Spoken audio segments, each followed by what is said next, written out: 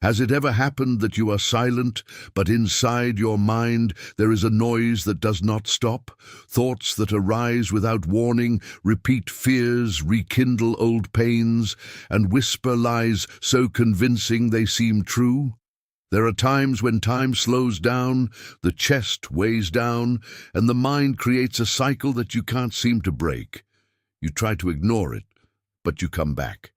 He tries to pray, but the confusion continues. And then the silent question arises, why doesn't this go away?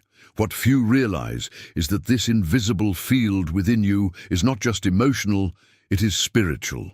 There is a subtle, almost imperceptible influence that plants ideas at the exact moment when you are most vulnerable.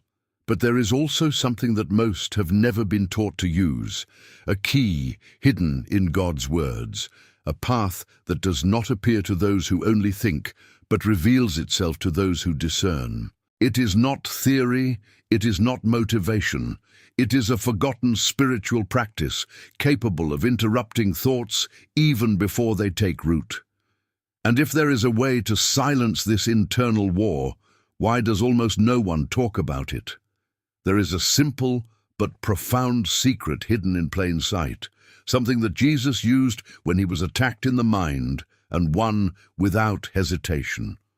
It's not about running away from thoughts, it's about governing them. Today, you will approach this truth, not as one who listens, but as one who discovers a spiritual code that has always been before your eyes.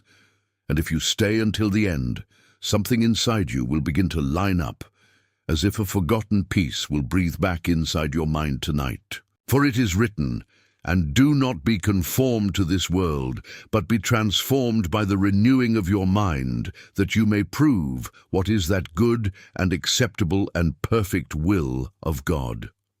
Romans 12:2. And as you listen, something begins to confront that which seemed uncontrollable.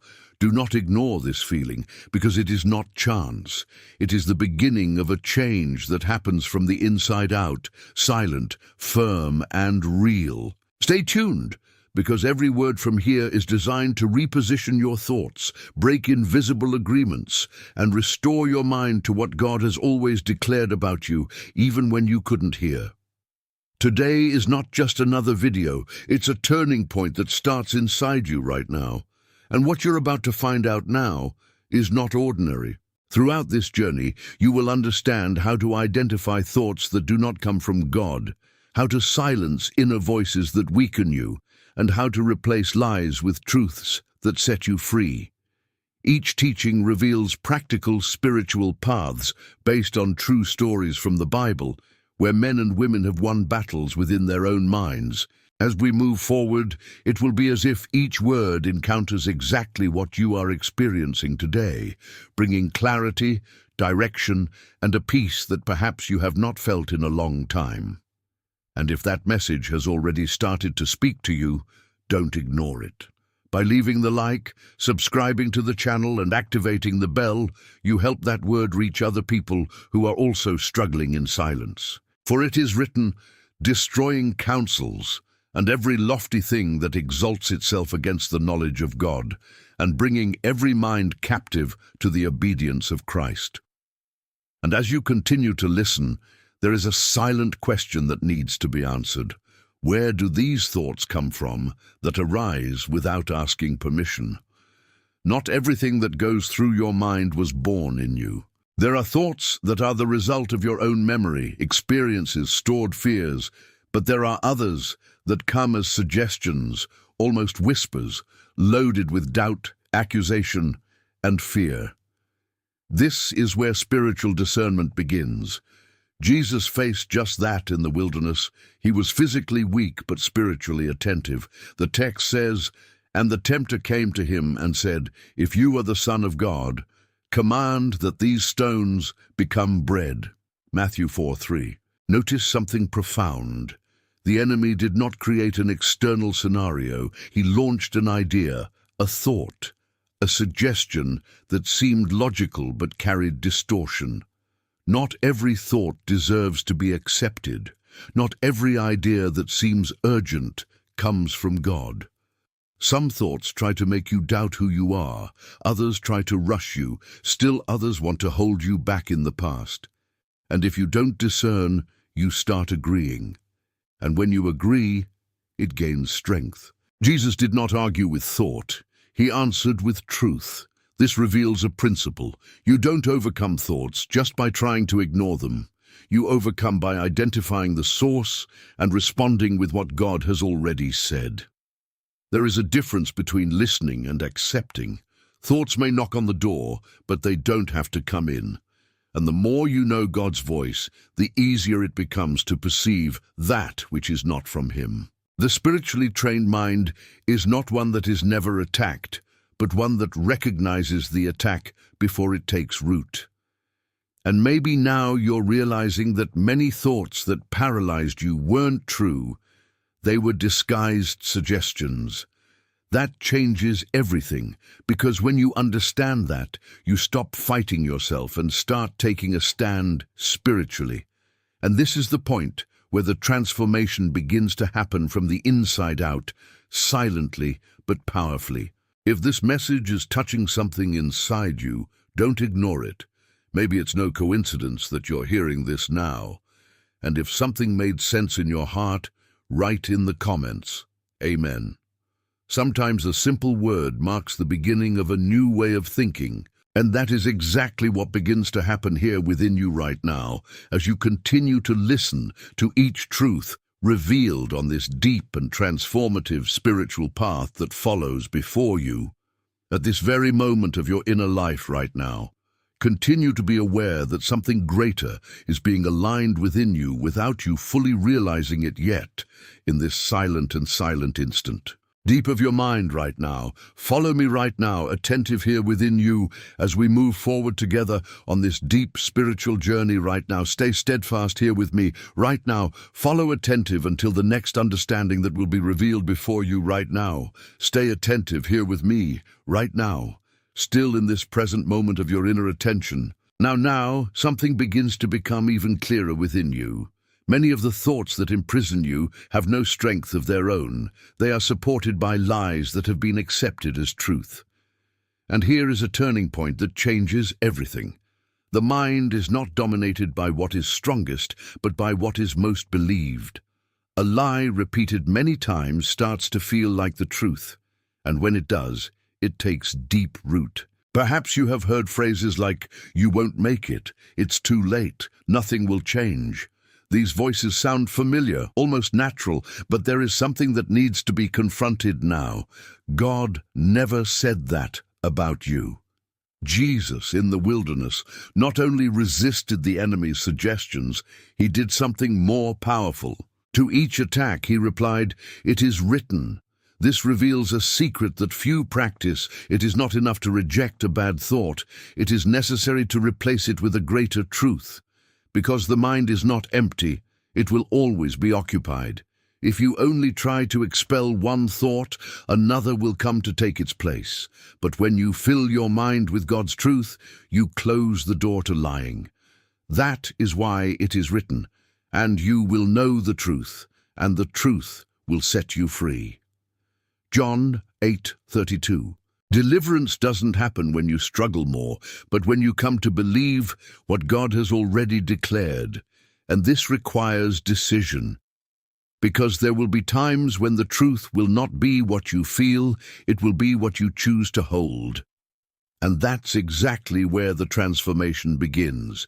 You begin to realize that you no longer have to negotiate with thoughts that weaken you. You no longer need to dialogue with what God has already rejected. The truth becomes your basis, your defense, your response. And little by little, what once dominated you begins to lose space within you. There is a quiet strength when the mind aligns itself with God, a firm peace that does not depend on circumstances, but on what has been established in the Spirit. And as you keep listening, something inside you begins to reposition itself, as if old beliefs are being confronted right now. If this word is awakening in you a deep desire to hear God's voice more clearly, then turn it into an answer. Write in the comments, "Speak, Lord, your servant hears." Write as if making room for something new. And by leaving your like, you help this truth to reach other people who also need to be freed within their own mind.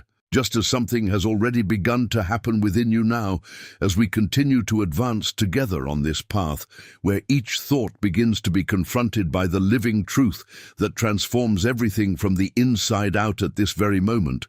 Stay tuned, because the next understanding will further deepen what has already begun to be revealed within you right now. And maybe now you're starting to realize something that almost no one talks about. The most dangerous thoughts don't always appear in moments of defeat. Sometimes they come right after the biggest wins.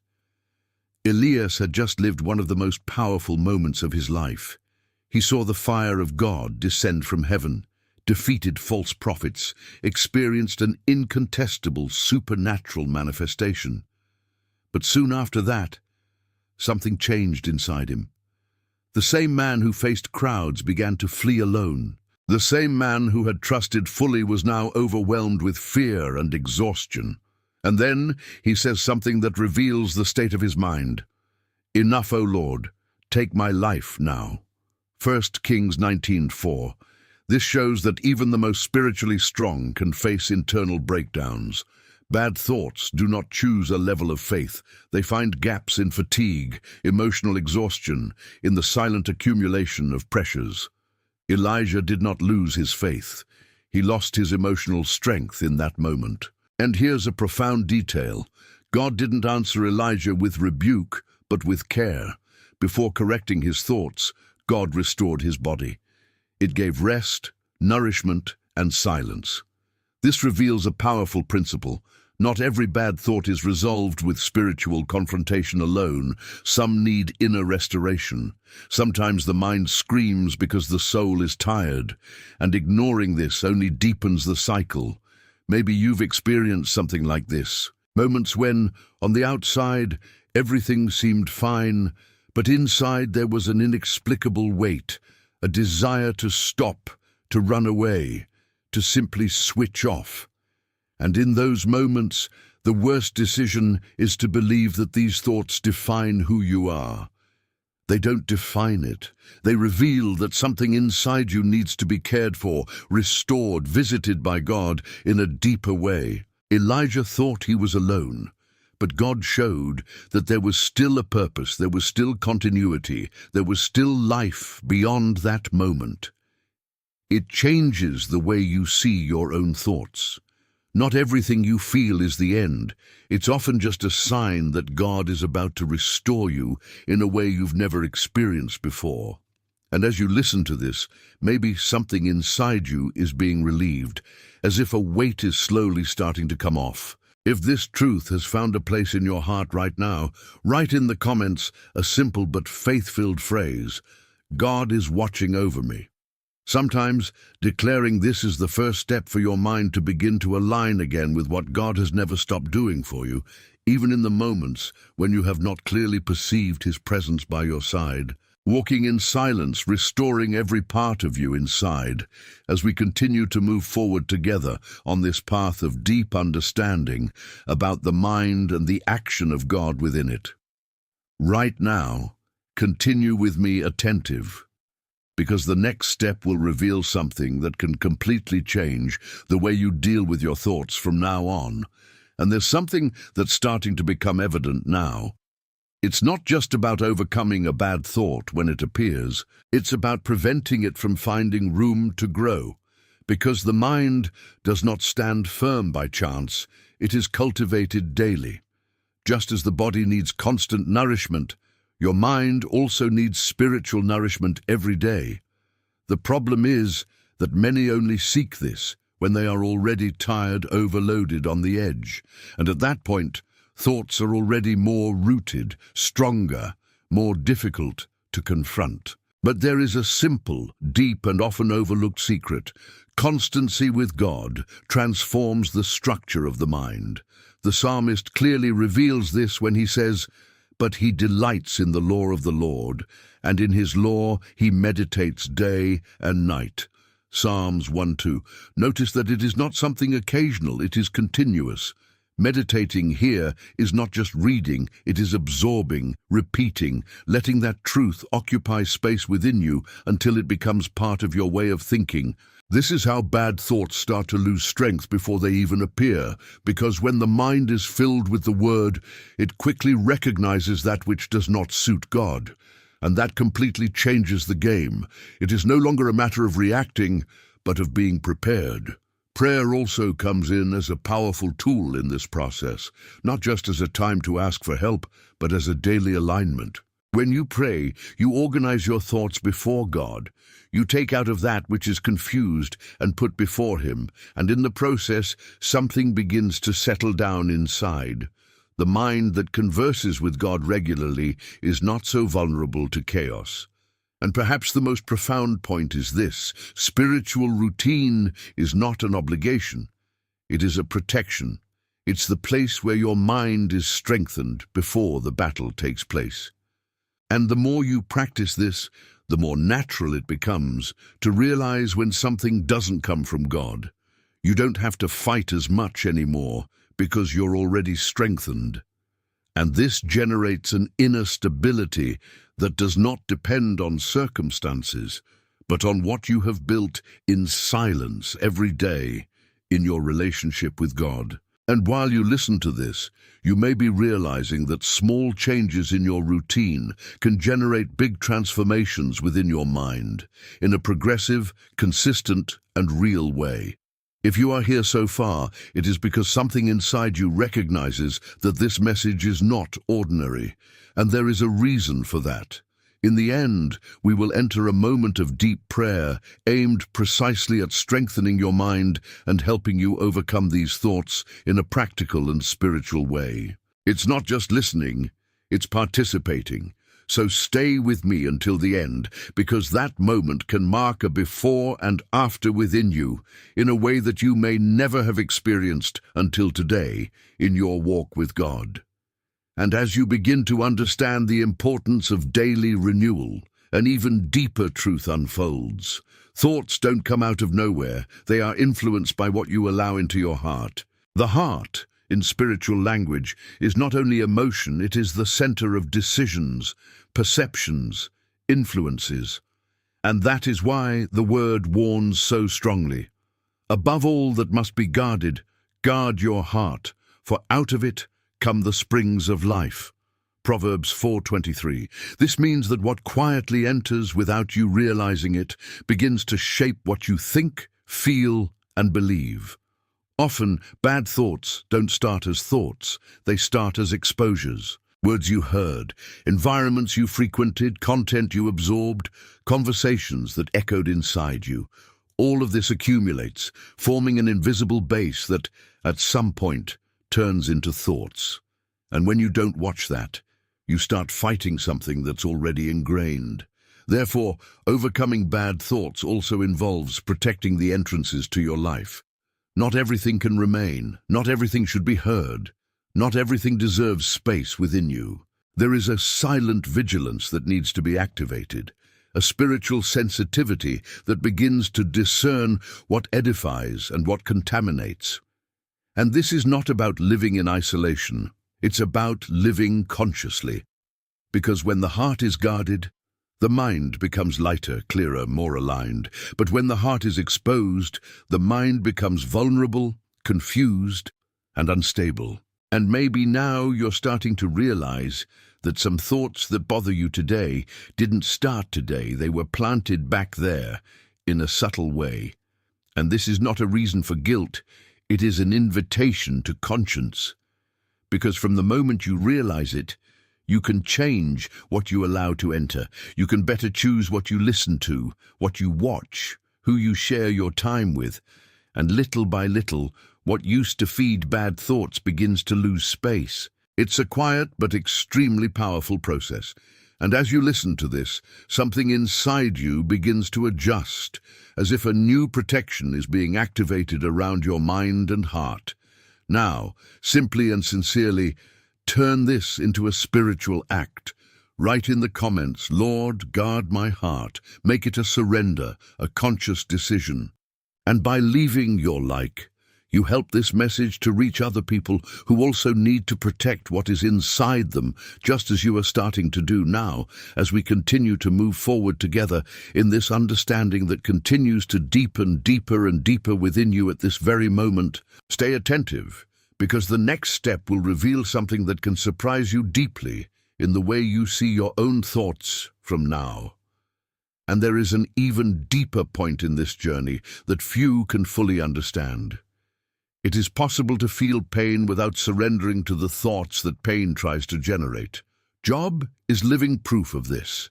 He lost everything in a space of time that was almost impossible to process. Your possessions, your family, your health, everything was suddenly torn away.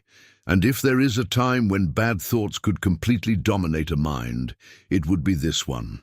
But what is striking is not just what Job lost, it is how he responded internally to all of it. The word says, "In all this Job did not sin, nor did he fault God."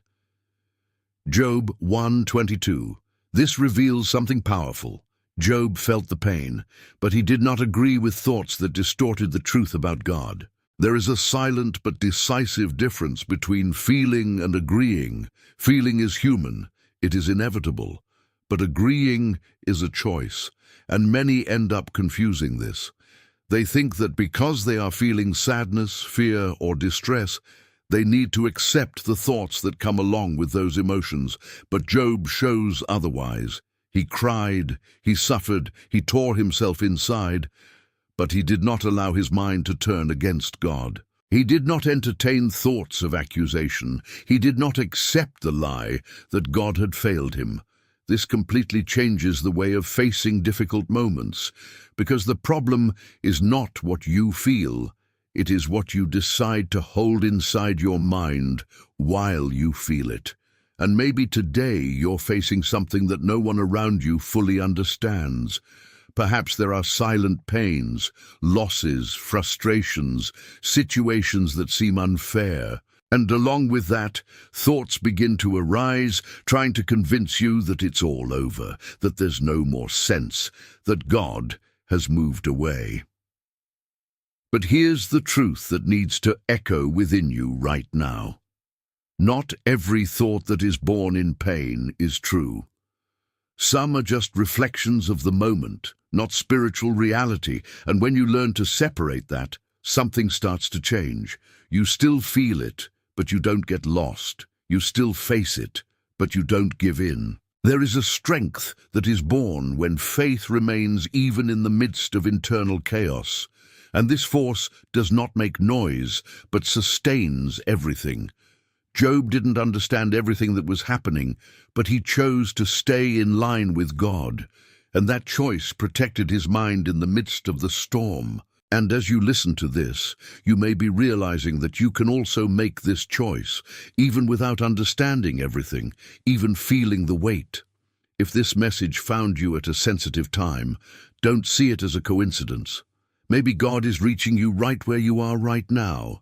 And if you feel that this word has value, that it is helping you in some way, participate in this movement of faith. By leaving your like, subscribing to the channel, and activating the bell, you help this message reach other people who are also struggling in silence inside their own mind. And so, together, this current of hope continues to spread as we continue to advance on this path, where each revealed truth is rebuilding little by little what seemed shaken within you right now. Stay with me, because there is still something deeper that needs to be revealed in the sequence of this journey that is just beginning to transform your way of thinking and feeling from this moment here inside you. And now, something even more practical begins to unfold before you. Something that can completely change the way you deal with thoughts at the exact moment they arise. Because it is not enough to just identify or resist. There is a deeper, more direct, more powerful way to transform every thought into prayer that changes everything. Because instead of fighting alone inside your mind, you bring God into the conversation. David understood this like few others. He did not hide what he felt. He did not filter his emotions before talking to God. He just spilled everything: fear, anguish, doubt, pain, everything was taken to God in the form of prayer. And he declares, "Evening and morning and noon will I pray, and I will cry out, and he will hear my voice." Psalms 55:17. This reveals an ongoing practice, not an occasional one. David did not wait for the perfect moment. He transformed any moment into a connection with God. And here's the secret. When a bad thought arises, instead of holding it back, turn it into prayer immediately. If the thought says, "I won't make it," you pray, "Lord, strengthen me, for in you I can." If fear comes, you don't debate with him, you surrender.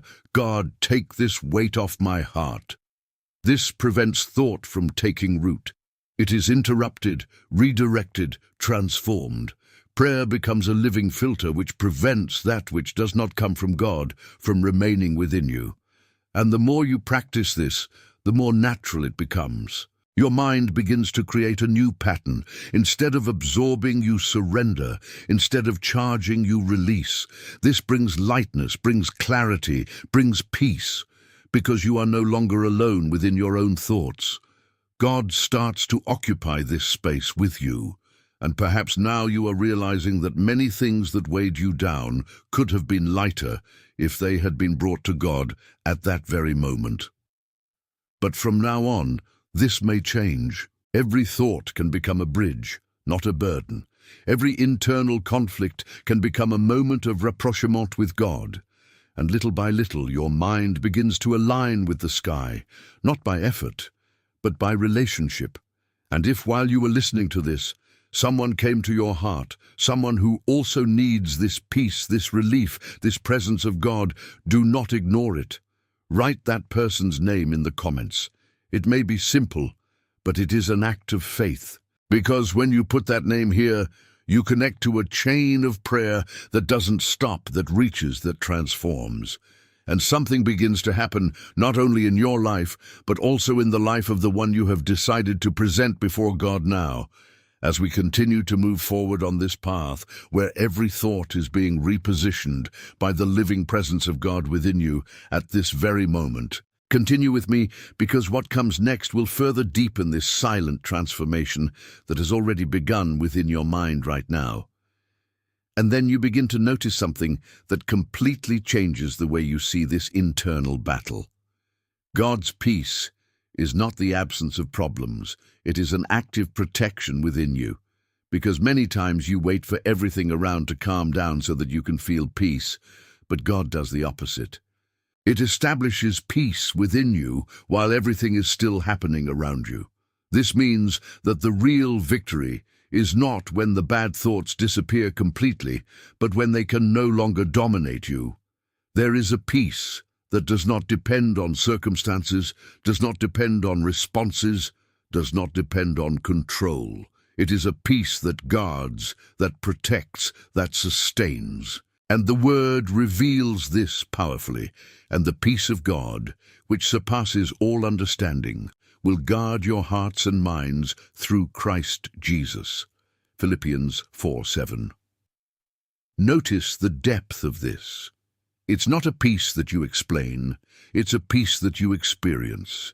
It exceeds understanding, that is, it does not need to make sense to be real. And this peace has a clear function: to guard your mind. Like an invisible shield, it prevents destructive thoughts from finding room to grow. But this peace is not automatic, it is activated. And here is the central point: it manifests itself when there is surrender. As long as you try to control everything, understand everything, solve everything yourself, your mind remains overloaded. But when you surrender, when you trust, something starts to change. Not because the situation has changed, but because you have decided not to carry it alone anymore. It is at this moment that peace comes in. And it doesn't come in making noise, it comes in silently, firmly, constantly. Suddenly, what once agitated you no longer has the same power. Thoughts even try to come back, but they find a different resistance within you, a stability that was not there before. And this is not weakness, it is dependence on God, and there is strength in that. Perhaps today what God is teaching you is not how to eliminate all problems, but how to stand firm even when they exist. Like having a guarded, protected mind, sustained by something greater than any thought. And as you listen to this, something inside you begins to slow down, as if a peace is finding space, even if in a subtle way. None of this is happening by chance. If you have made it this far, there is a purpose being fulfilled within you now, and there's still something deeper that will be released in the end.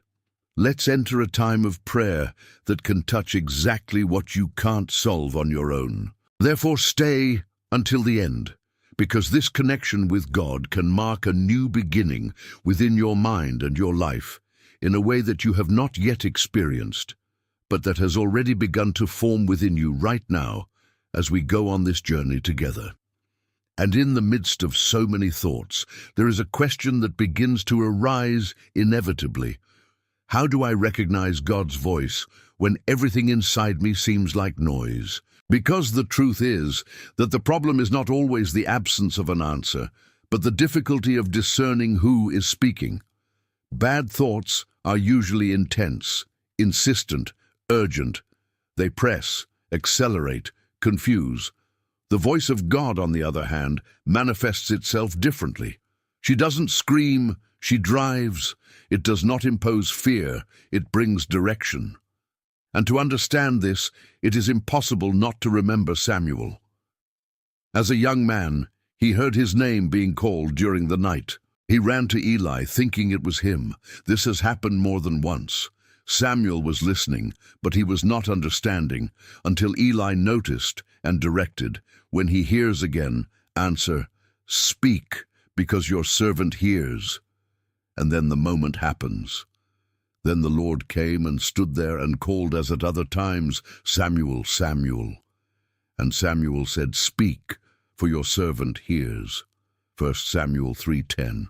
This reveals something profound. God's voice can be present even when you don't yet know how to recognize it.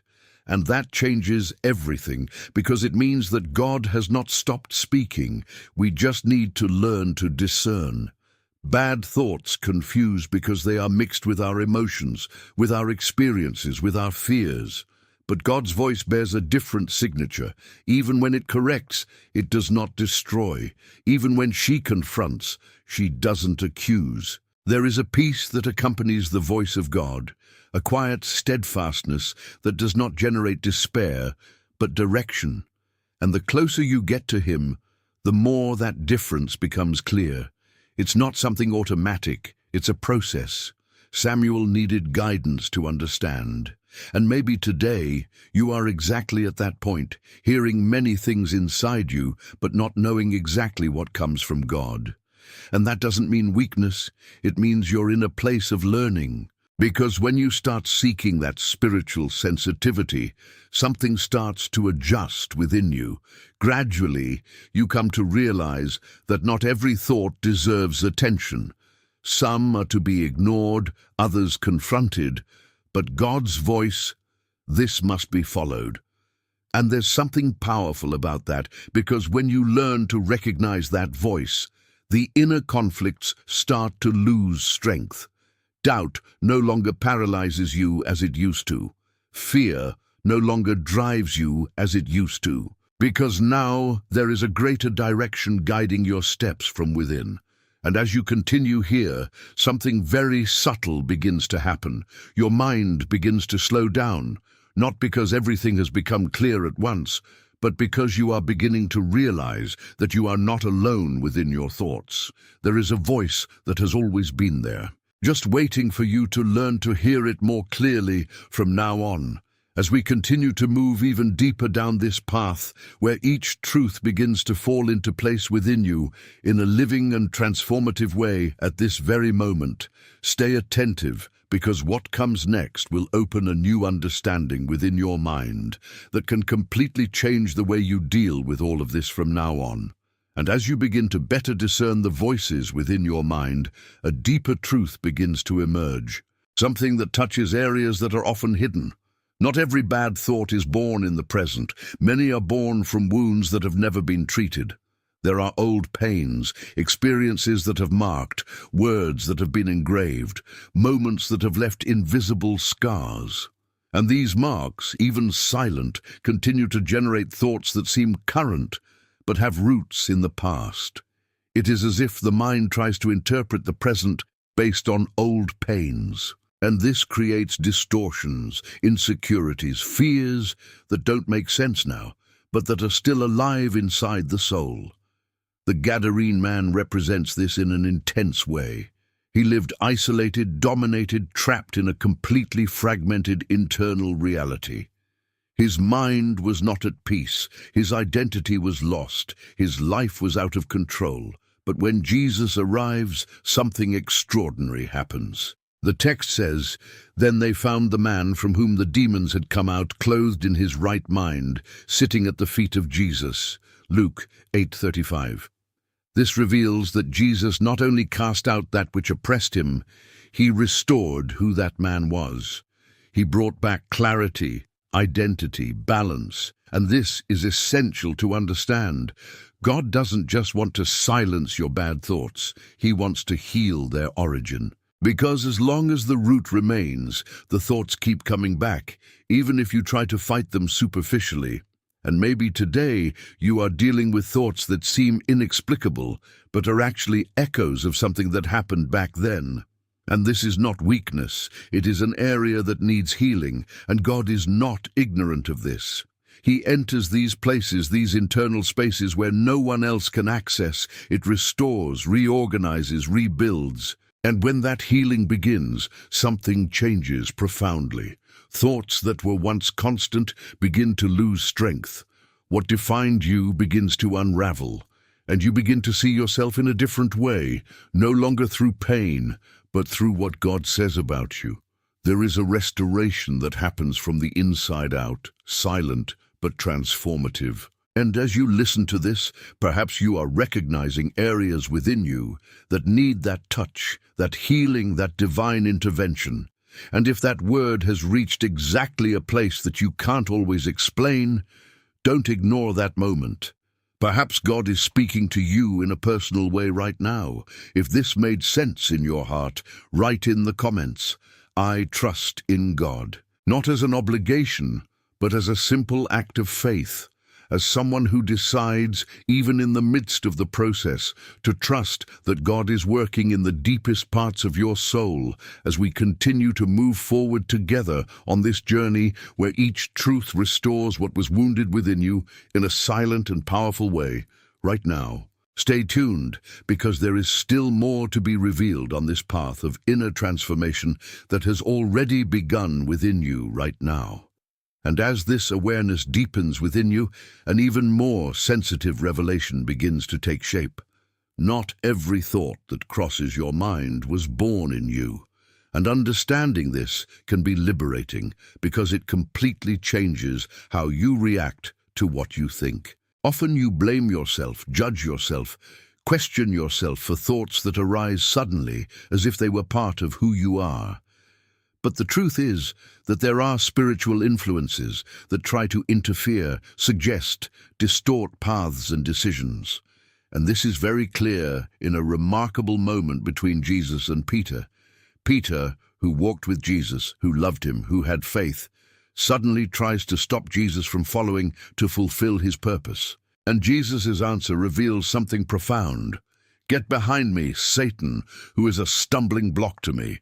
Matthew 16:23. Jesus was not rejecting Peter, but discerning the origin of that idea. This shows that even someone close to you, with apparent good intentions, can be a channel for thinking that is misaligned with God's purpose. And bringing this into your life, how many times thoughts arise within you with an appearance of protection, logic, care? But deep down, are they taking you away from what God wants to do? Thoughts that tell you to give up, back off, don't try again, don't trust, don't move forward. They seem reasonable, but they carry fear, doubt, and limitation. And this is where spiritual discernment comes in. It's not just about what you think, but about the origin of what you're thinking. There is a silent question that needs to be asked. Does it bring me closer or take me away from God's purpose? Does it generate faith or feed fear? Does it bring clarity or confusion? Because thoughts that come from God, even when challenging, produce peace and direction. Those who do not come from Him generate heaviness, doubt, and paralysis. And when you start noticing that, something changes inside you. You stop accepting everything automatically.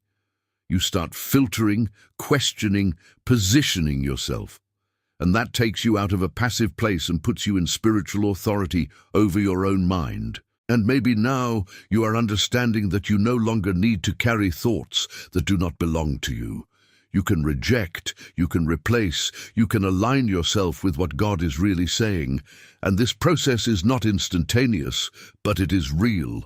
The more you practice, the more sensitive you become. It is clearer what comes from God and what does not. And little by little, your mind starts to become a place of more peace, more steadfastness, more direction, because now there is discernment. If you've come this far, it's not by chance. There is something being revealed exactly for your moment, and there are still deeper layers that will open up. Don't leave now, because what comes next may clarify points that you haven't even fully realized yet, but that will make all the difference in how you deal with your thoughts from now on. And there is a type of moment in life that no one wants, but that carries one of the greatest powers of transformation, the desert. Not the physical desert, but that period when everything seems quieter, more difficult, slower, where answers don't arrive in the time you'd like, where paths seem uncertain, and where the mind begins to be pressured by thoughts of doubt, fear, and even murmuring. This is exactly what the people of Israel experienced. They came out of a place of slavery, saw miracles, crossed the sea, but in the desert something different began to happen inside them. It was no longer about what was outside, it was about what was being formed inside. And the word says, "And thou shalt remember all the way by which the Lord thy God led thee in the wilderness." Deuteronomy 8:2. This reveals that the desert was not abandonment, it was direction. God was guiding, even when it seemed silent. But what most marked that time was not only the external difficulties, it was the thoughts that arose. They began to doubt, to complain, to wish to go back to the past, even though it was a past of pain. This shows how the mind, when it is not aligned, can romanticize even what it has already made suffer. And maybe you've experienced something like this, moments when the present seemed so difficult that the past began to look better than it actually was. The desert reveals what is inside. It exposes thoughts that in times of comfort are hidden. But at the same time, He teaches. It teaches dependence. It teaches trust. It teaches us to listen to God in a deeper way. Because when everything around you is reduced, God's voice begins to stand out in a different way. And most importantly, the desert is not a place of permanence, it is a place of preparation. God does not take anyone into the desert to destroy, but to strengthen, to adjust the mind, to align the heart, to remove that which hinders advancement. And when you understand this, even the difficult moments begin to take on new meaning. They are no longer just pain and become a process. And within this process, bad thoughts may even arise, but they don't have to dominate, because now you understand that even in this place, God is at work. And if you feel that you are living or have lived a time like this, silent, challenging, but full of invisible learning, turn it into an act of faith now. Write in the comments, Amen.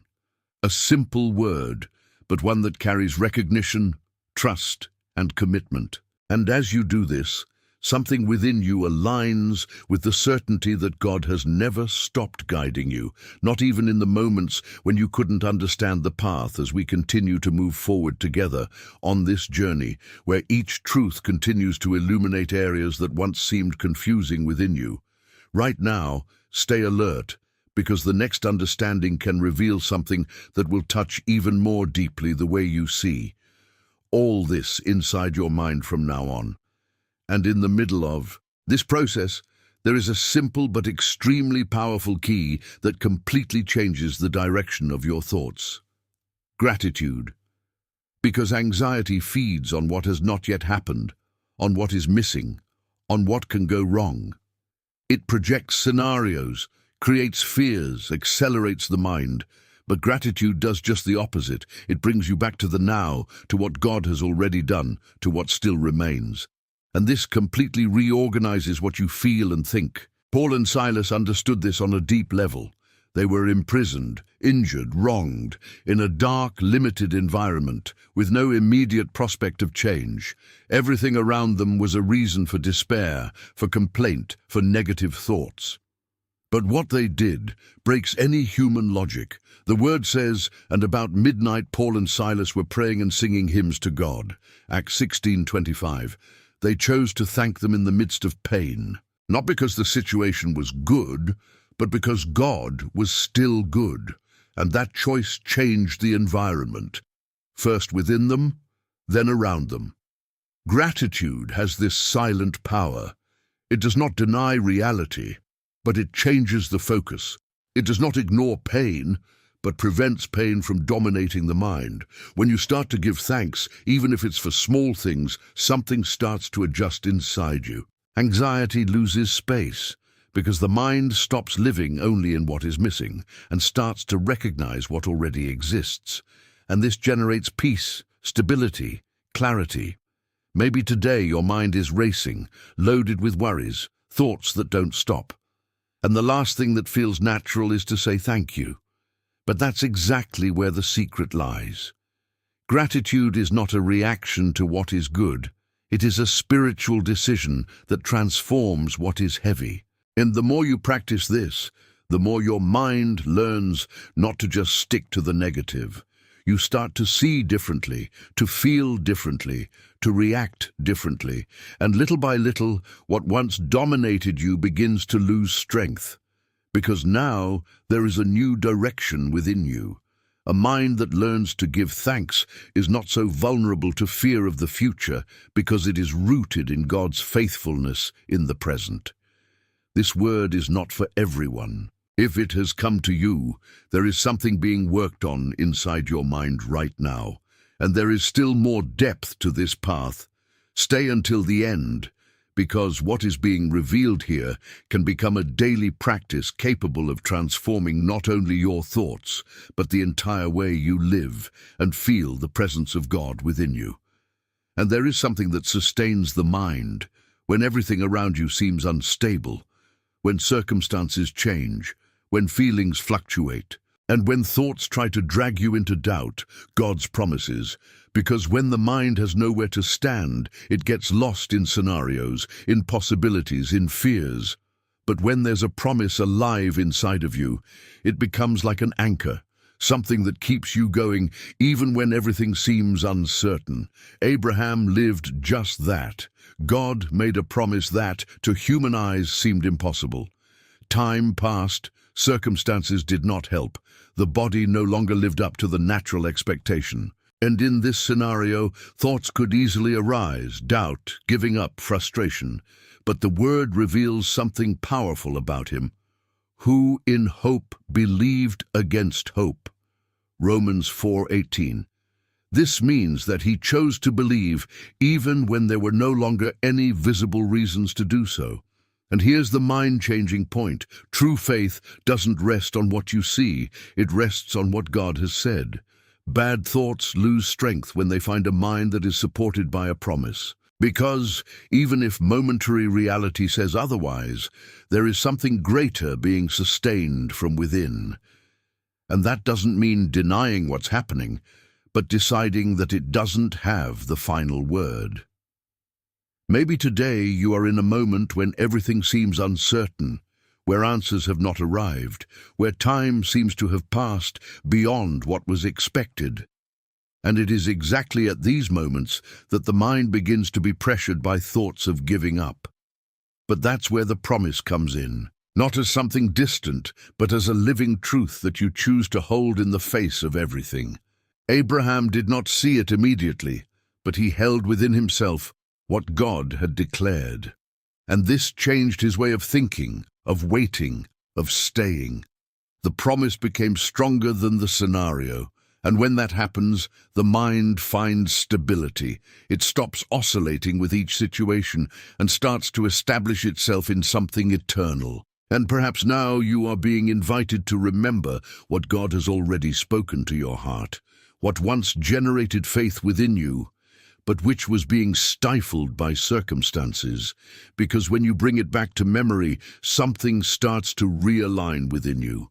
Hope does not return because everything has changed outside, but because something has been rekindled inside. And this hope sustains, strengthens, keeps you steadfast even without seeing yet, even without fully understanding, because now your mind is no longer tied to what is visible, but is anchored in what God has promised, and that at the right time will be fulfilled faithfully and perfectly as you continue to advance on this path of silent faith that transforms your way of thinking from the inside out at this very moment. Keep paying attention, because there is still more depth being revealed on this journey that is shaping your mind in a spiritual and definitive way right now. And there is something that holds many people without them realizing it. They are not just isolated bad thoughts. They are cycles, patterns that repeat themselves, ideas that come back, feelings that seem too familiar, as if the mind is stuck on a path that it has already traveled several times. And the most dangerous thing about this is that over time, these cycles start to seem normal. You already expect to think that way. You already expect to feel that, as if there was no other way to react. But this is not identity. This is repetition. And the history of the people of Israel reveals this clearly. They were delivered from Egypt. They saw miracles. They were led by God. But within them, something had not yet been released. The mind was still stuck. In a time of difficulty, they say something that reveals this cycle. Would that we had died by the hand of the Lord in the land of Egypt. Exodus 16:3. They began to wish to return to a place that made them suffer. This sounds absurd, but that's exactly how mental cycles work. The mind, when it is not renewed, prefers the known, even if it is painful, to the unknown that can bring freedom. And maybe you've already experienced it. Situations in which you know you don't want that pattern anymore, but somehow you end up going back to the same thoughts, the same reactions, the same emotions. This is because cycles are not broken only with decision. They are broken with spiritual transformation. It is necessary to interrupt the pattern, confront the root, replace the repetition with something new, and that starts with awareness.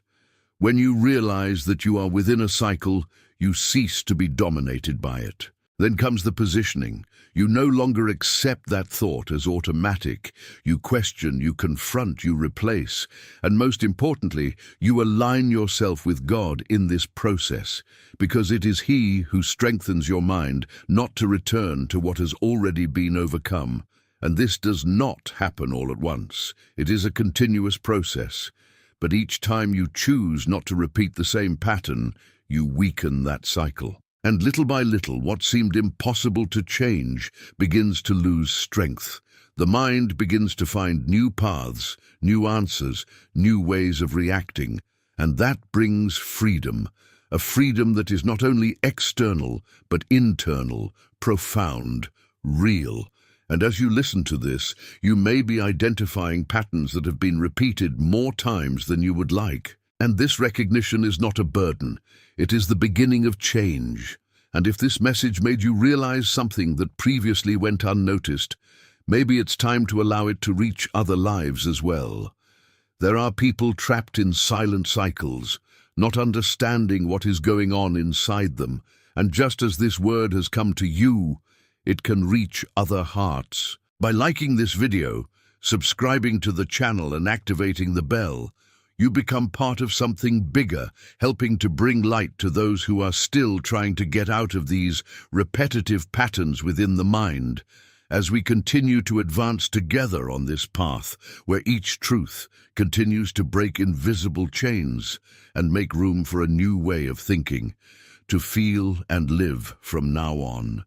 Stay with me. Because there is still much more to be revealed in this journey that is transforming your mind from the inside out at this very moment. And after all of this, there is a place where the mind finally finds true rest, not because everything has been resolved, but because something within has been aligned, the presence of God. Because you can even learn to discern thoughts, confront lies, break cycles. But it is in the presence of God that the mind finds refuge. It is there that the internal environment changes. It's not just about what you think, it's about where you are spiritually. Moses understood this deeply. In the midst of responsibilities, pressures, and difficult decisions, he had one place he kept returning to, the tabernacle of meeting.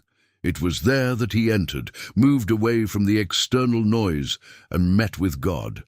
And this meeting changed everything, not because the challenges disappeared, but because his mind was renewed. The direction returned, the clarity returned, the peace returned. And God declares something that reveals the heart of that relationship. My presence will go with you, and I will give you rest. Exodus 33:14. This shows that true rest does not come from the absence of problems, but from the presence of God in the midst of them. And perhaps today what you need most is not more answers, but more presence. Because when you enter that place, something begins to reorganize itself inside you. Thoughts that were once confused begin to line up. What seemed heavy begins to lose strength. There is a calm that cannot be explained, but can be felt. And that doesn't require perfection. It requires willingness. It's not about knowing everything to do. It's about deciding to get closer, even with doubts, even with thoughts still messed up, even without understanding everything. God's presence is not a prize for those who are well. It is a refuge for those who need to be restored. And the more you practice this, the more you realize that your mind doesn't have to carry everything on its own. There is a place where you can just be, breathe, be silent inside, and allow God to do what you can't do on your own. And this place is not far away, it is accessible. It begins when you decide to stop, even for a few moments, and direct your heart to God. And at that moment, something invisible happens. Not necessarily external, but deeply internal. A silent exchange.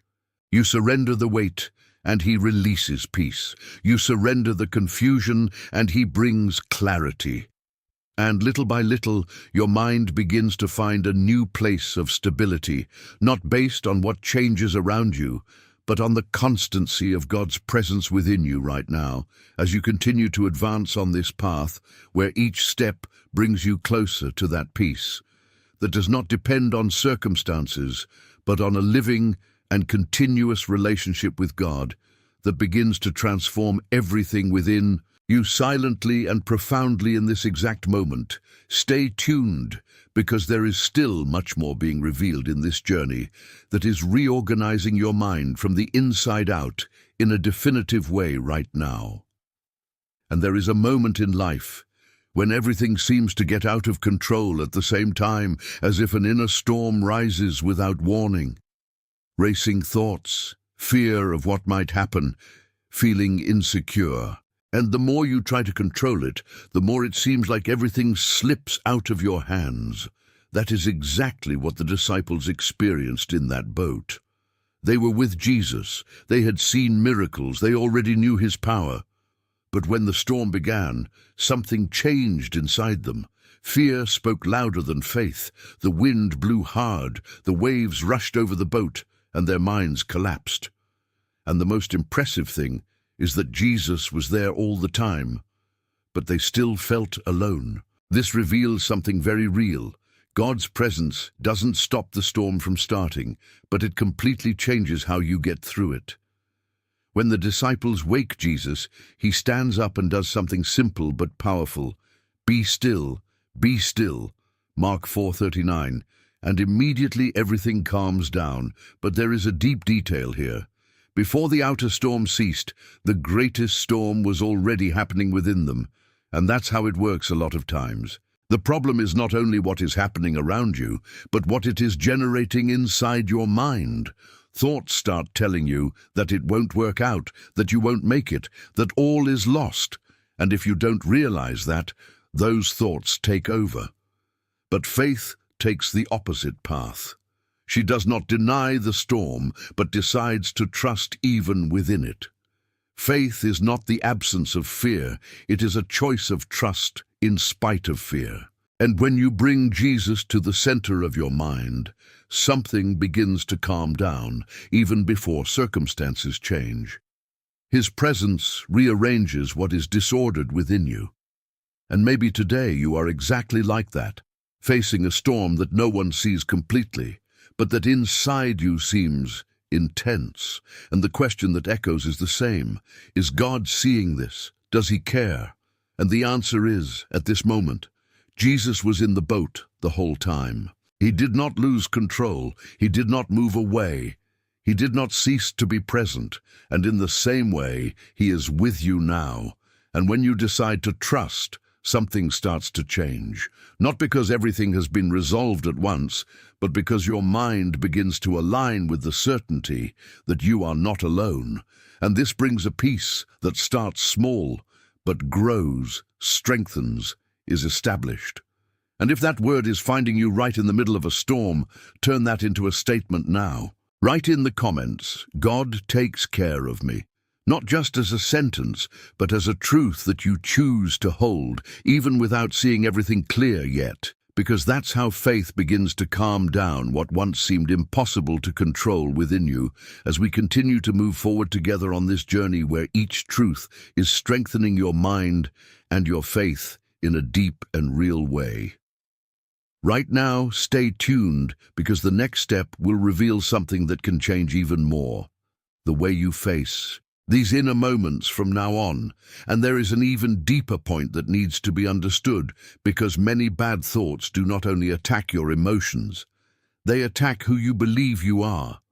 The root of many internal conflicts lies in identity. When identity is confused, any thought finds space. When you don't know who you are in God, you begin to believe any voice that comes along. And that's exactly why, before Jesus even began his ministry, before he performed miracles, before he faced temptations, something happened that laid an unshakable foundation. The heavens opened, and a voice declared, "This is my beloved Son, in whom I am well pleased." Matthew 3:17. Notice this carefully. Jesus had not yet done anything publicly, but he already knew who he was. The identity came before the test. And soon after, in the desert, the enemy tries just that. If you are the Son of God, he doesn't start by attacking actions. He starts by questioning identity. And it is like that to this day. Bad thoughts often come disguised as doubts about who you are. You are not capable. You are not enough. You are worthless. God does not care about you. These ideas are not just loose thoughts, they are direct attacks on your spiritual identity. Because if you believe that, you begin to live below what God has already declared about you. But when your identity is established, something changes completely. You may hear these voices, but you don't agree with them. They do not find space to settle down, because there is a greater truth sustaining your mind. And perhaps today what you need most is not more effort, but more clarity about who you are before God. Not based on what you feel, not based on what you've experienced, not based on what they said about you, but based on what God has already declared. When this becomes real within you, destructive thoughts automatically lose strength, because they can't convince you anymore. You stop reacting like someone insecure and start positioning yourself as someone who knows who you are. And this brings a firmness that does not depend on the circumstances. Even in difficult times, there is an inner base that does not shake. And that foundation doesn't come from you, it comes from God. It is He who defines, it is He who establishes, it is He who sustains. And as you listen to this, something begins to line up within you, as if old doubts are being confronted right now by a truth stronger, deeper, more real than any thought that has ever tried to limit you so far. What you are hearing now may be exactly what God wanted to show you a long time ago, but which you are only now ready to understand. Don't ignore it. Stay until the end, because there is still something deeper being revealed, something that can consolidate once and for all this transformation within your mind, and lead you to a level of clarity and freedom that you may never have experienced before.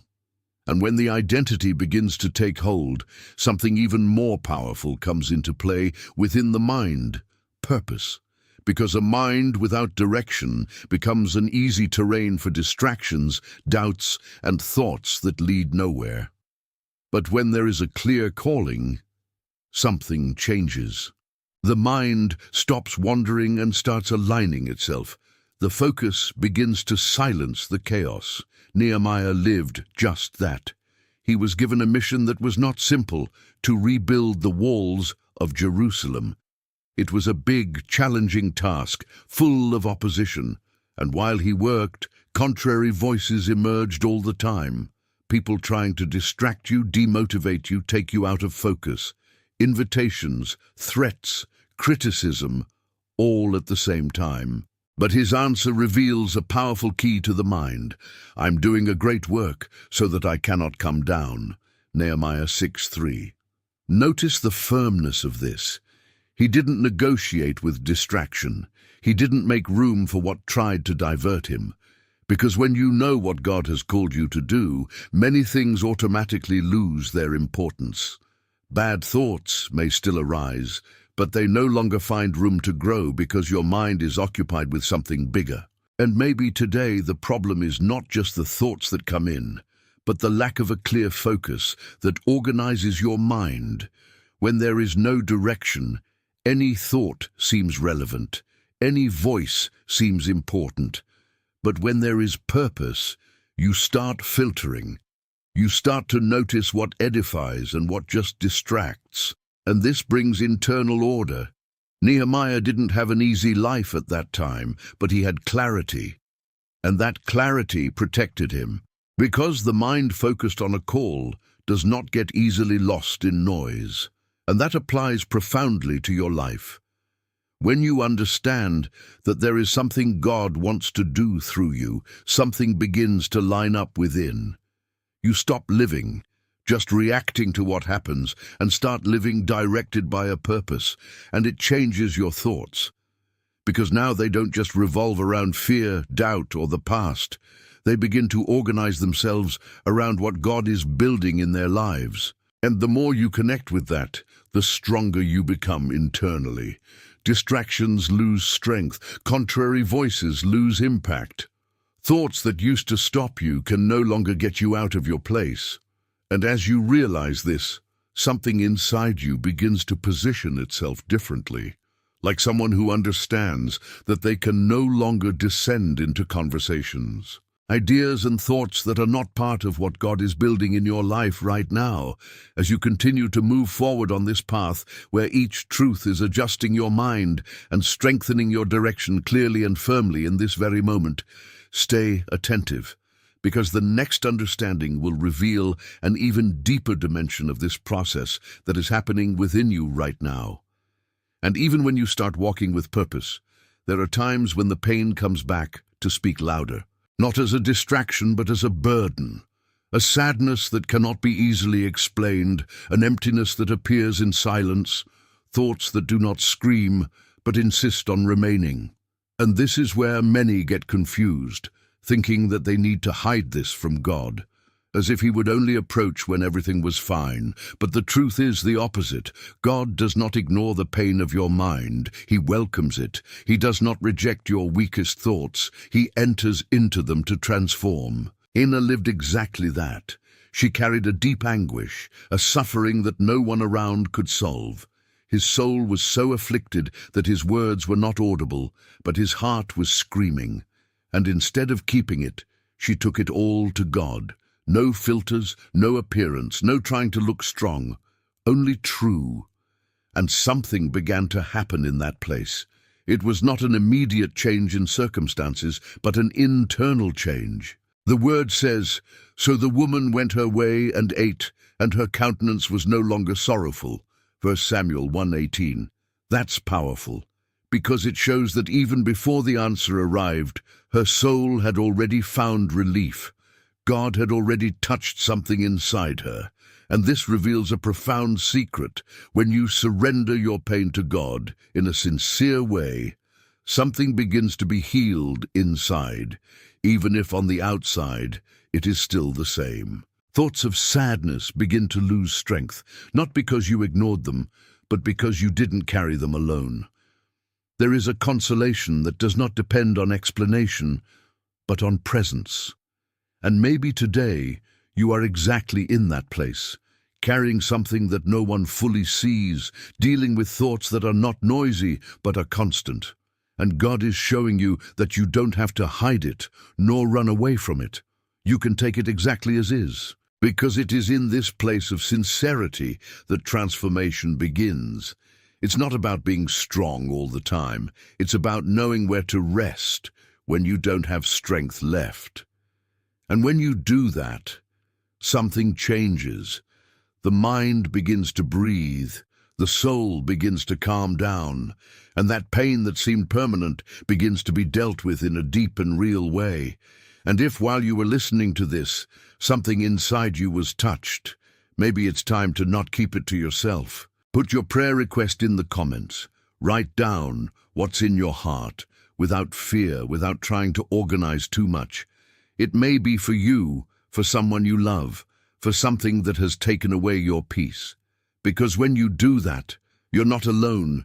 You connect to a stream of faith where lives rise up in prayer for each other.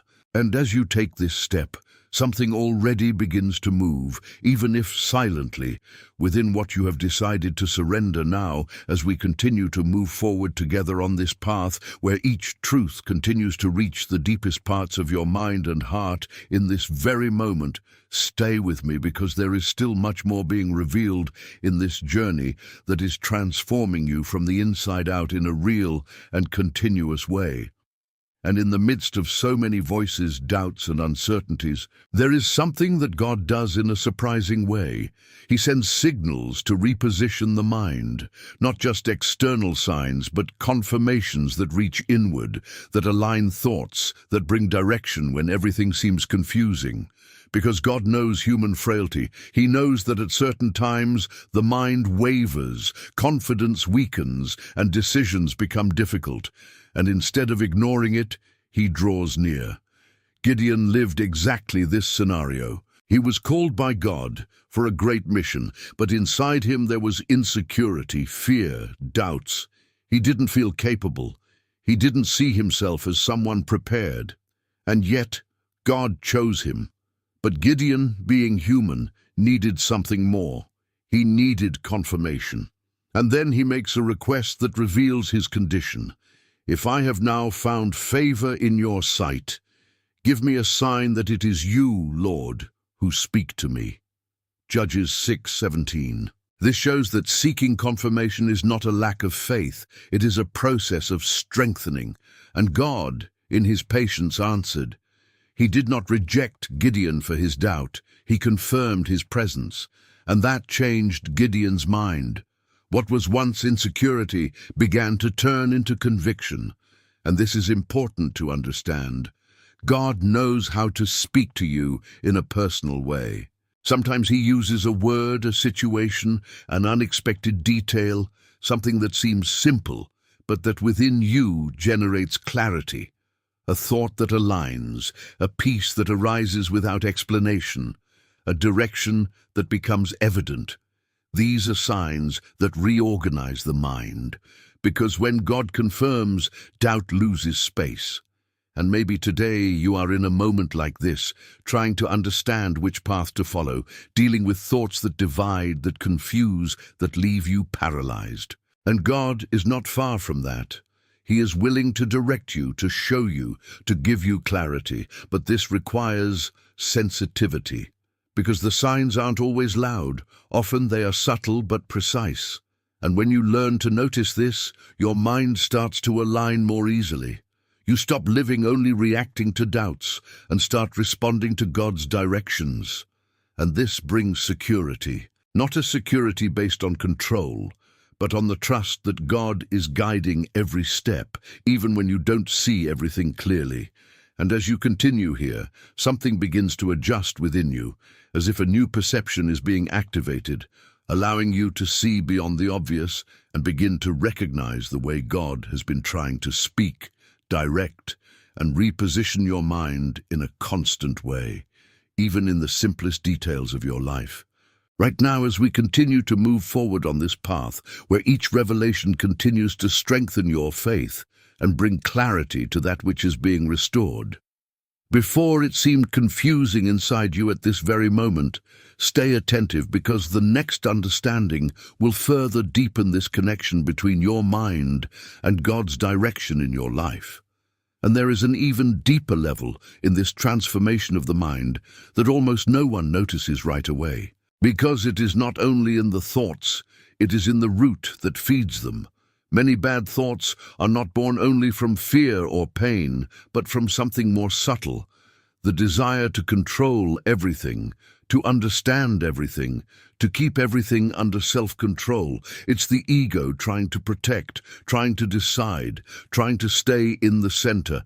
And silently, this generates anxiety, frustration, and confusion, because the more you try to control it, the more your mind overloads itself. The more you insist on having all the answers, the more the thoughts multiply.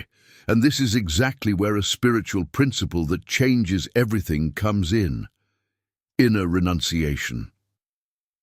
John the Baptist expresses this simply but extremely powerfully. He must increase, and I must decrease. John 3:30. This phrase carries a deep key to the mind. To decrease is not to lose value, it is to make room.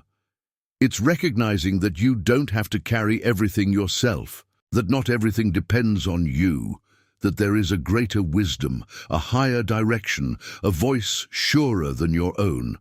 And when you understand that, something starts to ease within you, because many bad thoughts are attempts by the mind to solve what only God can align. These are internal efforts that generate wear and tear because they were not made to be sustained by you. And when you let go, when you deliver, when you accept that you don't have to control everything, the mind begins to rest. John the Baptist was not losing space, he was aligning himself with the purpose. And that brought clarity, peace, and direction. And perhaps today what is missing is not more effort, but more surrender. It is not trying to organize everything by force, but allowing God to lead what you cannot solve. And that's not weakness, it's spiritual maturity.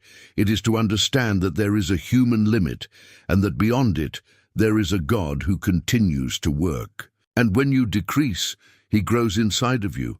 Your thoughts begin to align, your mind begins to slow down, your decisions begin to gain clarity, because now it's no longer you trying to support everything, it's God leading what was once too heavy for you to carry. And as you listen to this, perhaps something within you is being invited to let go, to surrender, to trust in a deeper way. And if that truth has found space within you now, answer it simply, but truthfully. Write in the comments, "God chose me," not as just any phrase, but as someone who understands that they no longer need to carry everything alone, because there is a purpose being led by God in your life, even when you don't have all the answers, as we continue to move forward together on this path where each truth continues to adjust your mind and bring a peace that is born of surrender and not of control. At this very moment, remain attentive, because the next understanding will reveal something that can deepen this transformation within you, even now. And on this path of transforming the mind, there is a practice that breaks something silent but extremely powerful: excessive focus on oneself. Because when the mind is stuck only on its own problems, its own pains, its own worries, it goes into a closed cycle. Thoughts begin to spin in the same place. They repeat, they intensify, and the more you try to resolve within yourself, the more it feels like you get stuck. But there is a spiritual key that breaks this cycle from the inside out. Intercession. Pray for someone other than yourself. Direct your attention, your faith, and your prayer to another life. This not only blesses the other, but also reorganizes their mind. Job lived this in a profound way. After everything he has faced, the pain, the losses, the unanswered questions, a decisive moment arrives. The word says, "And the Lord turned the captivity of Job when he prayed for his friends." Job 42:10. This reveals something impressive. The change began when he left the center, when he decided to pray for those who even did not understand him during his pain. It breaks something inside the mind, because intercession takes you out of the inner cycle and connects you with something greater. You stop looking only at what is missing and start moving toward what God can do through you. And in this movement, something begins to heal. Thoughts that were stuck begin to lose strength. The mind expands, the soul breathes, the heart aligns. Not because all problems have disappeared, but because you're no longer just revolving around them. And maybe today you are exactly at that point, with your mind tired, overloaded, trying to find a way out within a space that seems limited. And God is showing you a different path. It's not ignoring what you feel, but getting out of the center for a moment and looking at someone who also needs it. Because when you pray for someone else, you connect with God's heart. And that changes everything. Intercession is not just a spiritual act. It is a deep alignment of the mind with something greater than its own circumstances. And the more you practice this, the more you notice that your mind begins to find lightness. What seemed heavy begins to reorganize.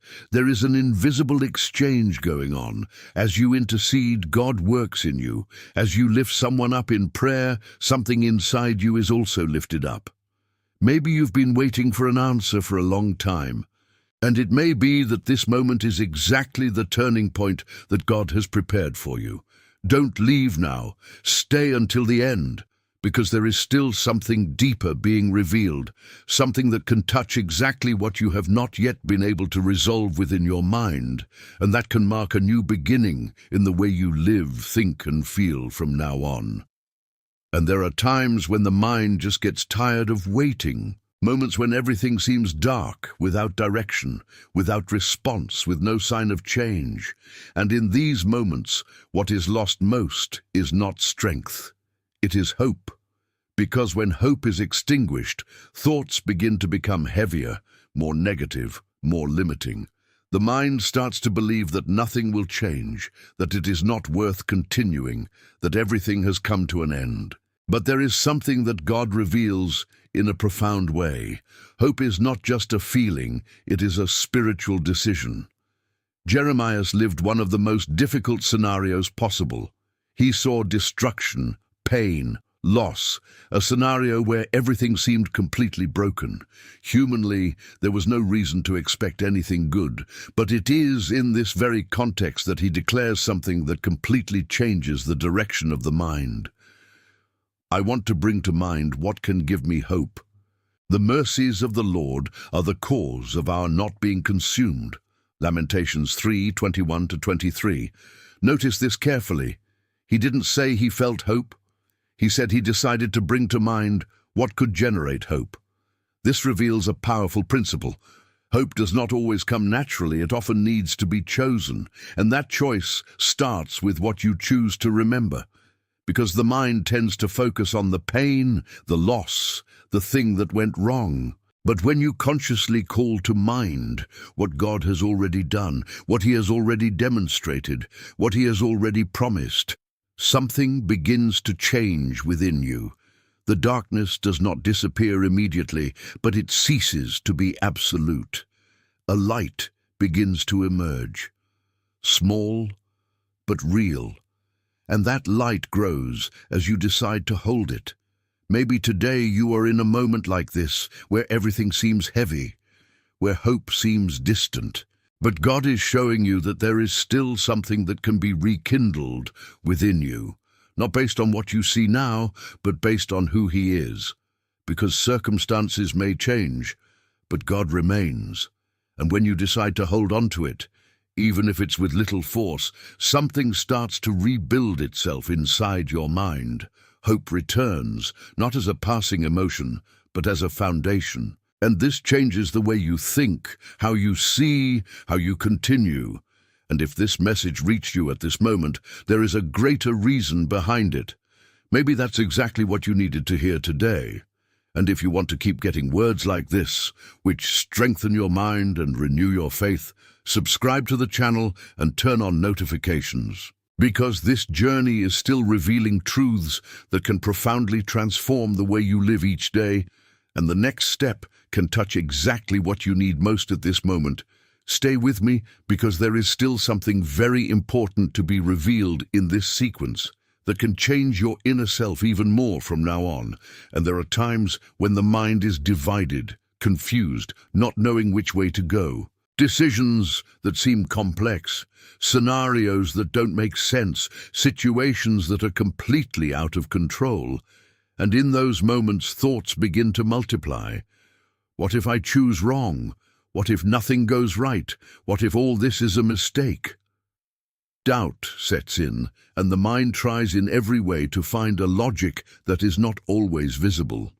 But this is exactly where a deep spiritual principle comes in. God continues to guide, even when you don't understand the way. Jose lived this intensely. His story did not follow a linear path. He was betrayed, sold, wronged, imprisoned. Everything seemed contrary to what God had shown at the beginning. Humanly, it didn't make sense. Your thoughts could easily get lost in revolt, confusion, or giving up. But even through it all, something inside him stayed aligned. He didn't understand every step, but he trusted that God was leading. And at the end, he declares something that reveals one of the most powerful truths to the mind. You meant evil against me, but God meant it for good. Genesis 50:20. This completely changes the way we see life, because it shows that not everything that happens needs to be understood in the moment, but can be trusted. God has the ability to organize what, to you, seems disorganized. He sees the whole, while you see only parts. And when the mind tries to understand everything on its own, it gets tired, confused, gets lost. But when you trust, something changes. Not because all the answers appear immediately, but because you stop carrying the weight of needing to understand everything now. Maybe today you are faced with decisions that seem difficult, paths that are not clear, situations that do not make sense. And your mind is trying to find a logical answer to all of this. But God is showing you that there is a level of direction that depends not only on understanding, but on trust. Joseph did not know how it would all end, but he remained faithful in the process, and it kept his mind aligned, even in the midst of injustice. And little by little, what seemed disconnected began to fall into place. And it can happen to you too. When you decide to trust, even without understanding it, your mind finds rest. It stops revolving around doubt and begins to settle on the certainty that God is leading, even in the details you can't yet see. And as you continue here, something inside you begins to calm down, as if a new way of seeing is being built, a way that does not depend only on what is visible, but on what God is doing in silence, organizing paths, aligning situations, and conducting your life in a way that, at the right time, it will make sense in a way that today you still can't fully understand. But that is already happening right now as you continue to move forward on this journey, where each truth continues to bring clarity and direction into your mind in a deep and real way right now. Stay aware, because the next understanding will reveal something that can further strengthen that trust within you right now. And there is a silent weapon that many forget to use when the mind begins to be attacked. the very story that God has already written in your life, because bad thoughts try to erase, distort, and even make you forget everything that God has already done. They focus on what is missing, what has not yet happened, what seems to go wrong. But there is a powerful force when you decide to remember, not of anything, but of what God has already accomplished.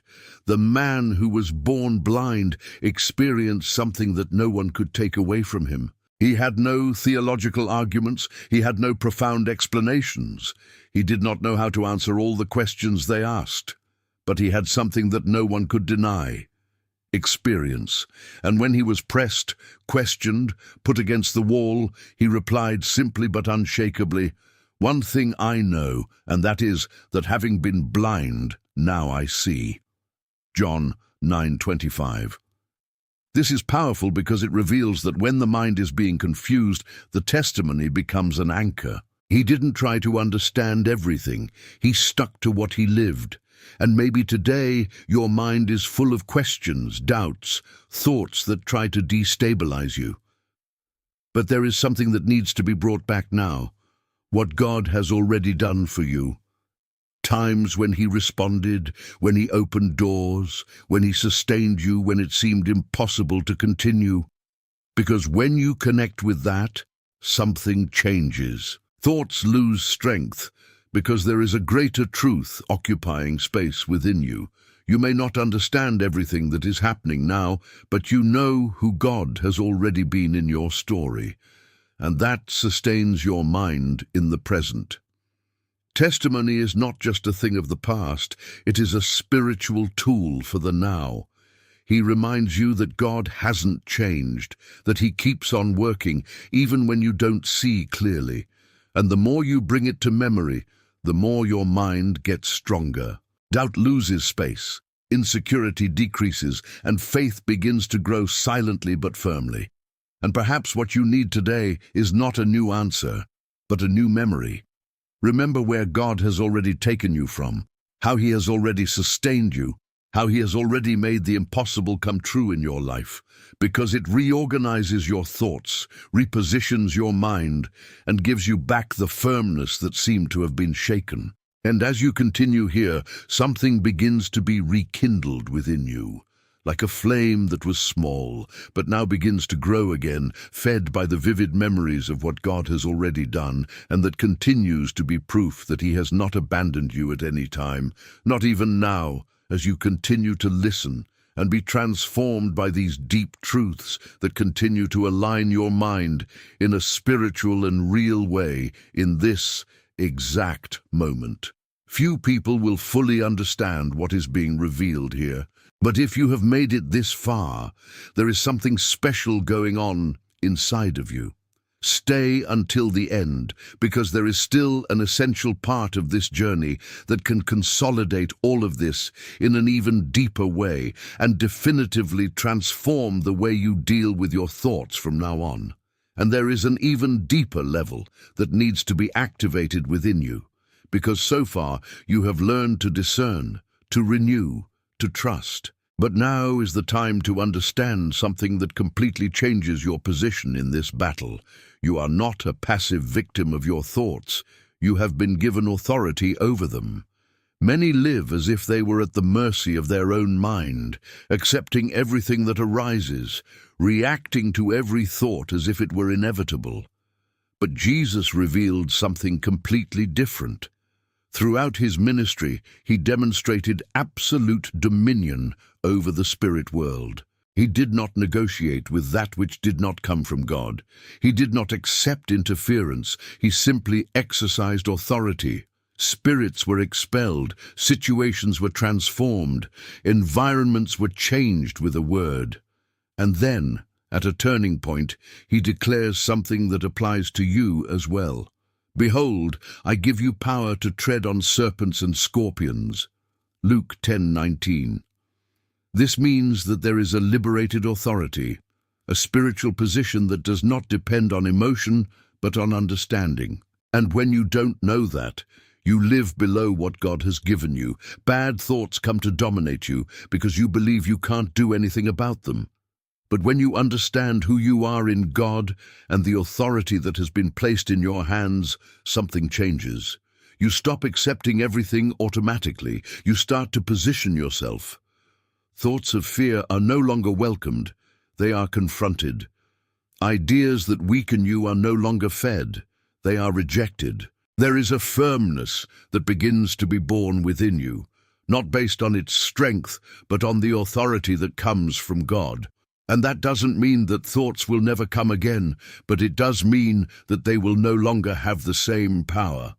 Because now there is someone ruling this space, and that someone is you, aligned with God. Jesus never lost control, and he showed that it is possible to live with that same spiritual awareness. And perhaps today, what is missing is no longer knowledge, but positioning. It is to understand that you no longer need to submit to thoughts that do not come from God. You can stand up internally and declare what remains and what does not remain within your mind. And the more you practice this, the more natural it becomes. Your mind begins to become a ruled territory, not invaded.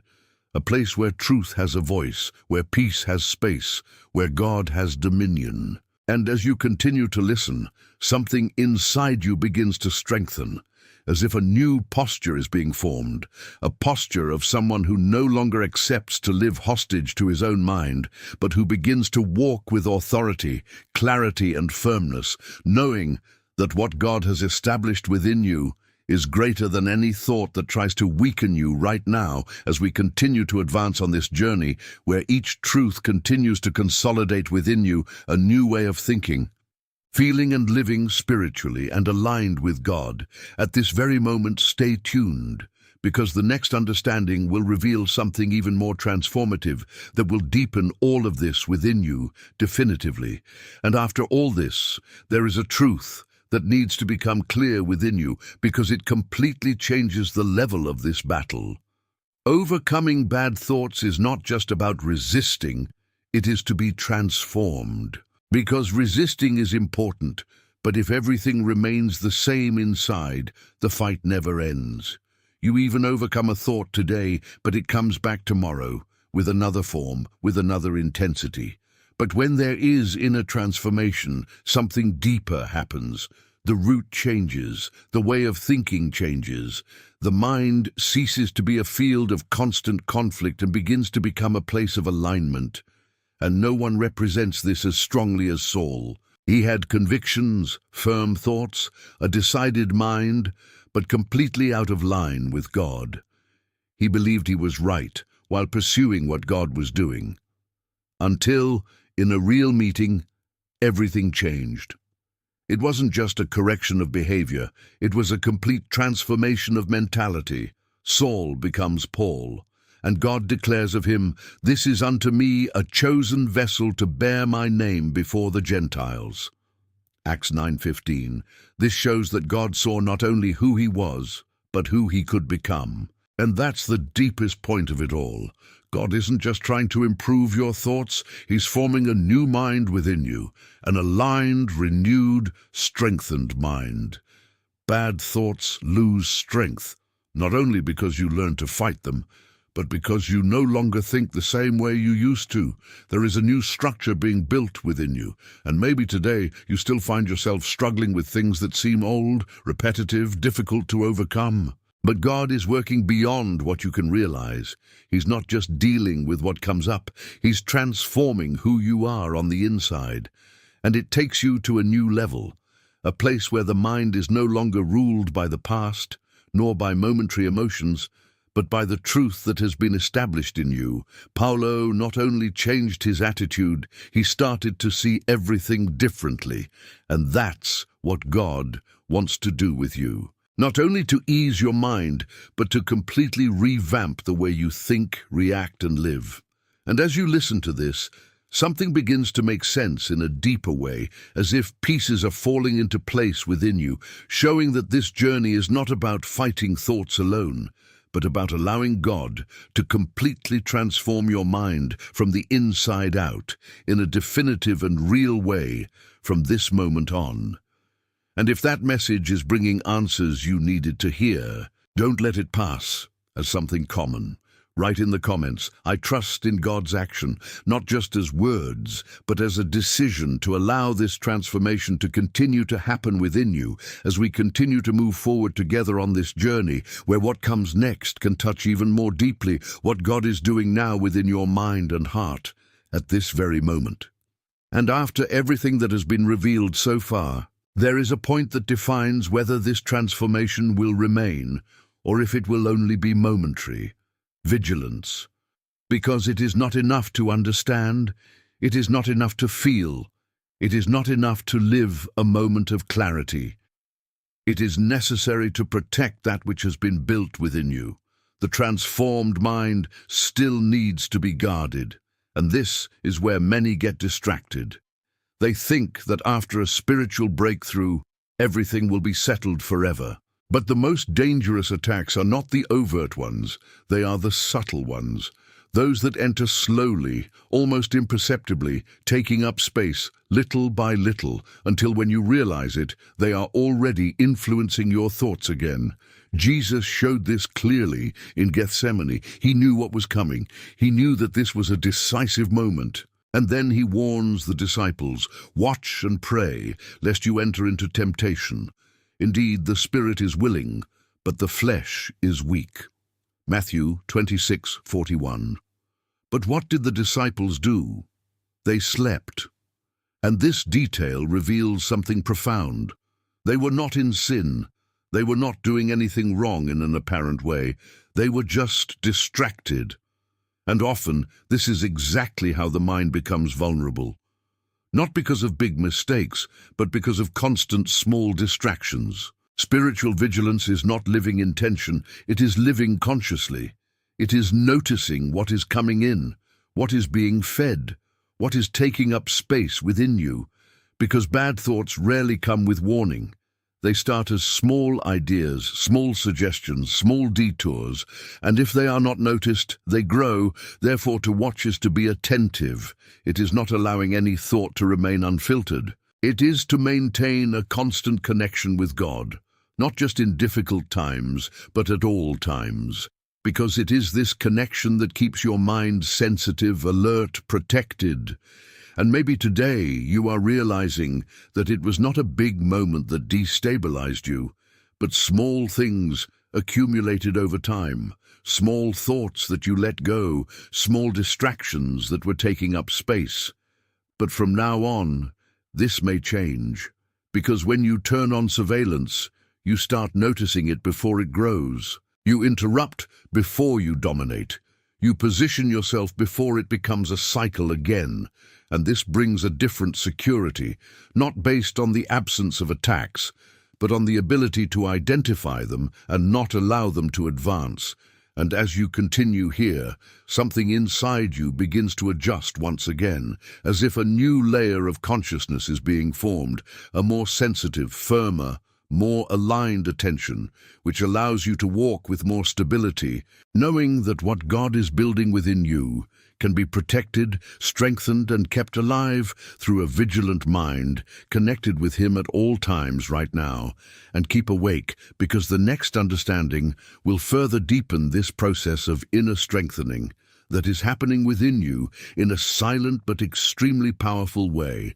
And there is a decisive detail that separates a strengthened mind from a mind that is constantly attacked: the response time to God's voice. Because doubt doesn't start big, it starts small. It enters as a light, almost imperceptible questioning, and grows as it finds space. And the longer you take to obey, the more time the doubt has to develop. Thoughts begin to arise, alternatives appear, fears arise, and what seemed clear begins to become confused. But there is a way to stop this process before it grows: immediate obedience. Abraham lived this impressively. God said something that humanly seemed uncomfortable, uncertain, and even risky. "Get out of your country, from your kindred, and from your father's house." Genesis 12:1. There was no detailed map, there were not all the answers, there were no visible guarantees, but there was a direction. And Abraham did not negotiate, he did not question, he did not wait to understand everything, he simply obeyed. And this reveals a powerful principle for the mind. When you obey quickly, you silence doubt before it has room to grow.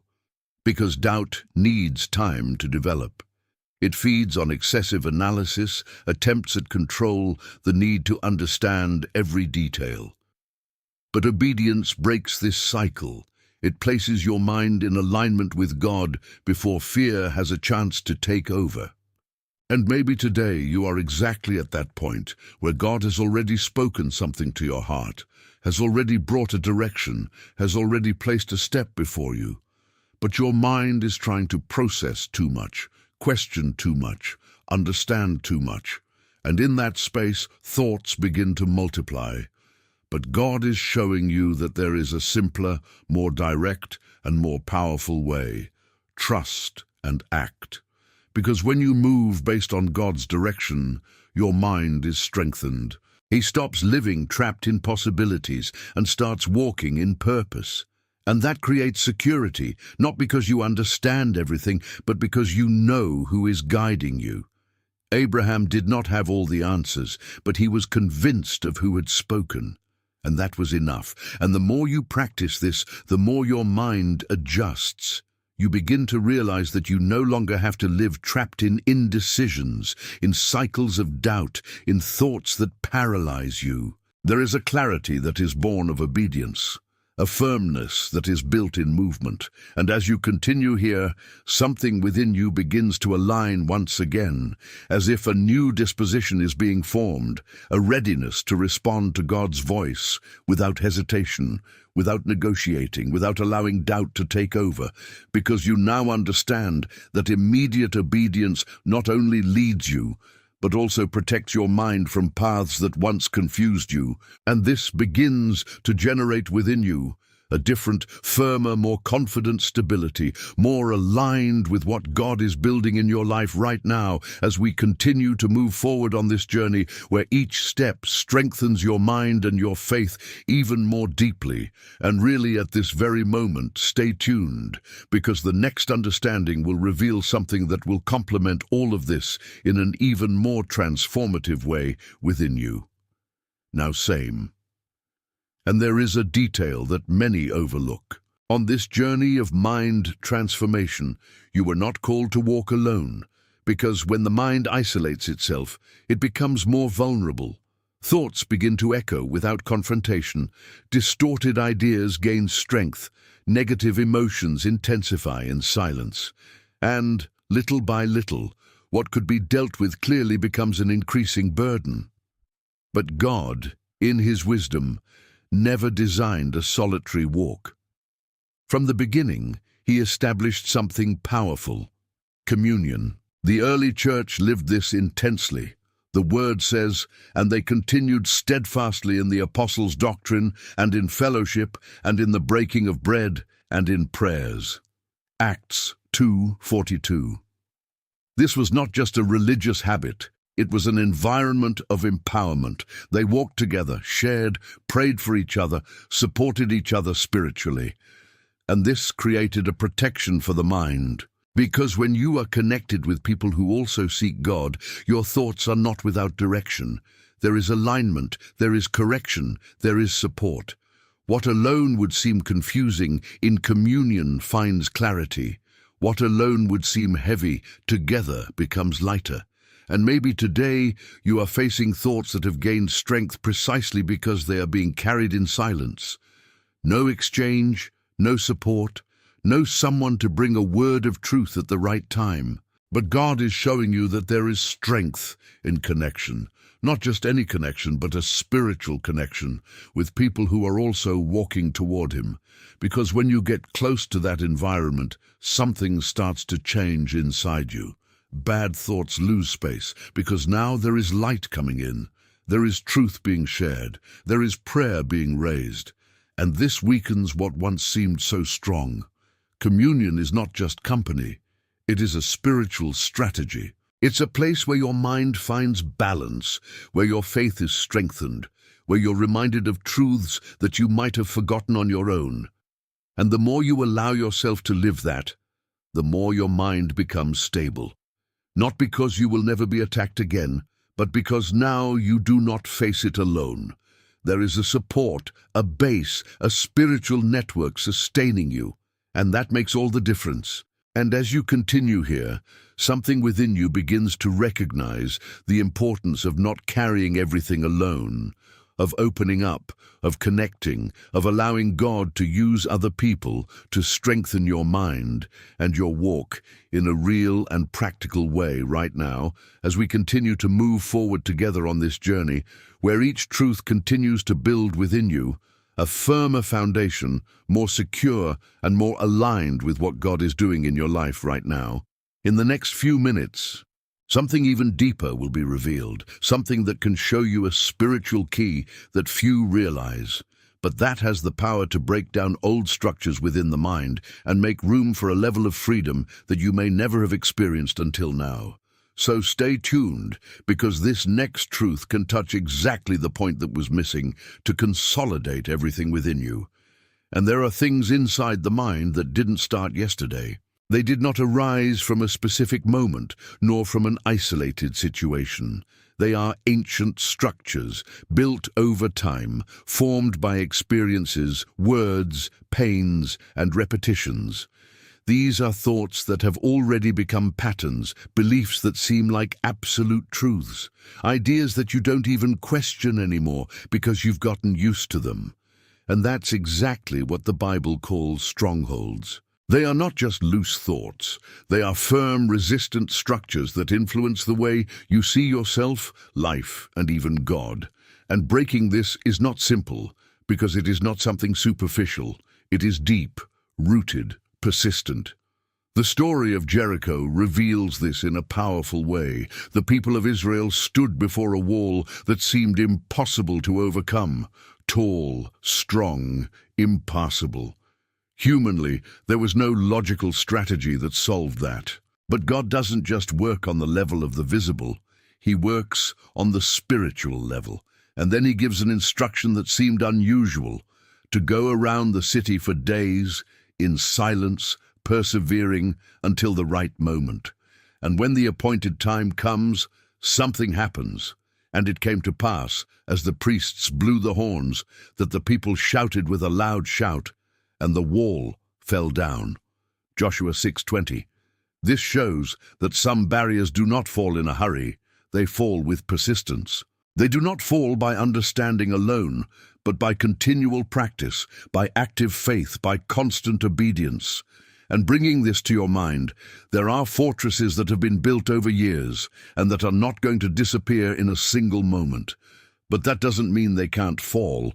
It means that there is a process where you confront, replace, persevere, continue even when it seems that nothing is changing. Because often, while you think nothing is happening, something is already being weakened inside.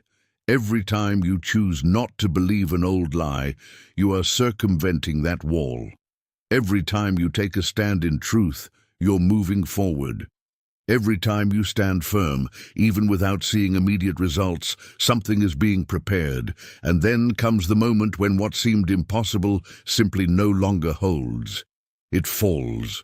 And maybe today you are facing something like this, an old pattern, a limiting belief, a thought that has accompanied you for a long time. And God is showing you that this is not permanent. It may be old, but it is not eternal. It may look strong, but it is not invincible, because when you align with him and stay, something starts to change.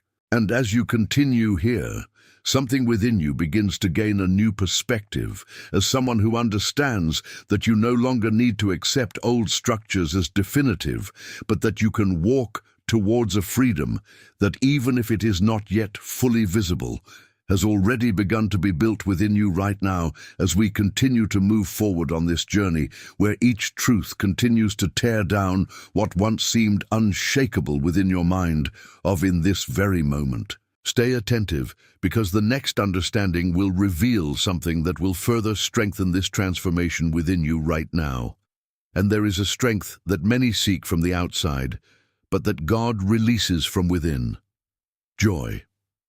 Not an ordinary joy, based on events, good news, or favorable moments, but a spiritual joy, which remains even when everything around it has not yet changed.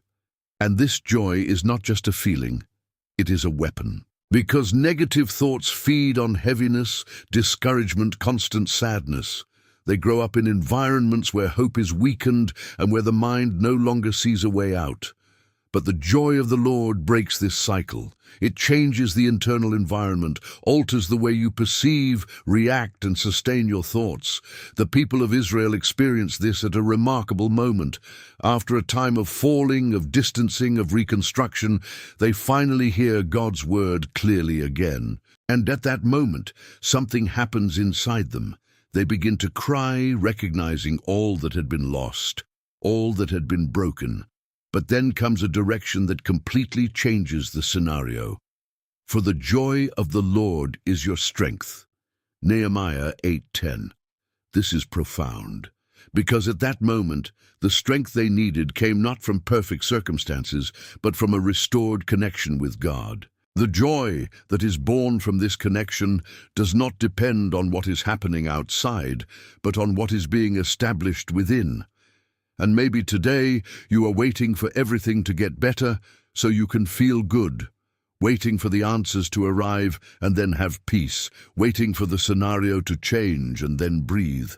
But God is showing you that there is a joy that comes before all this, a joy that does not ignore reality, but that strengthens you within it. And when that joy comes in, something changes in your mind. Negative thoughts begin to lose ground because there is now a force sustaining you, a lightness that cannot be explained but can be lived. And that doesn't mean you'll never have hard days again, but it does mean that those days won't have the same power over you anymore, because there is something bigger sustaining you inside. And the more you connect with that joy, the more your mind gets stronger. You begin to realize that you don't just depend on what happens, but on what God generates within you. And this brings a stability that is not easily shaken.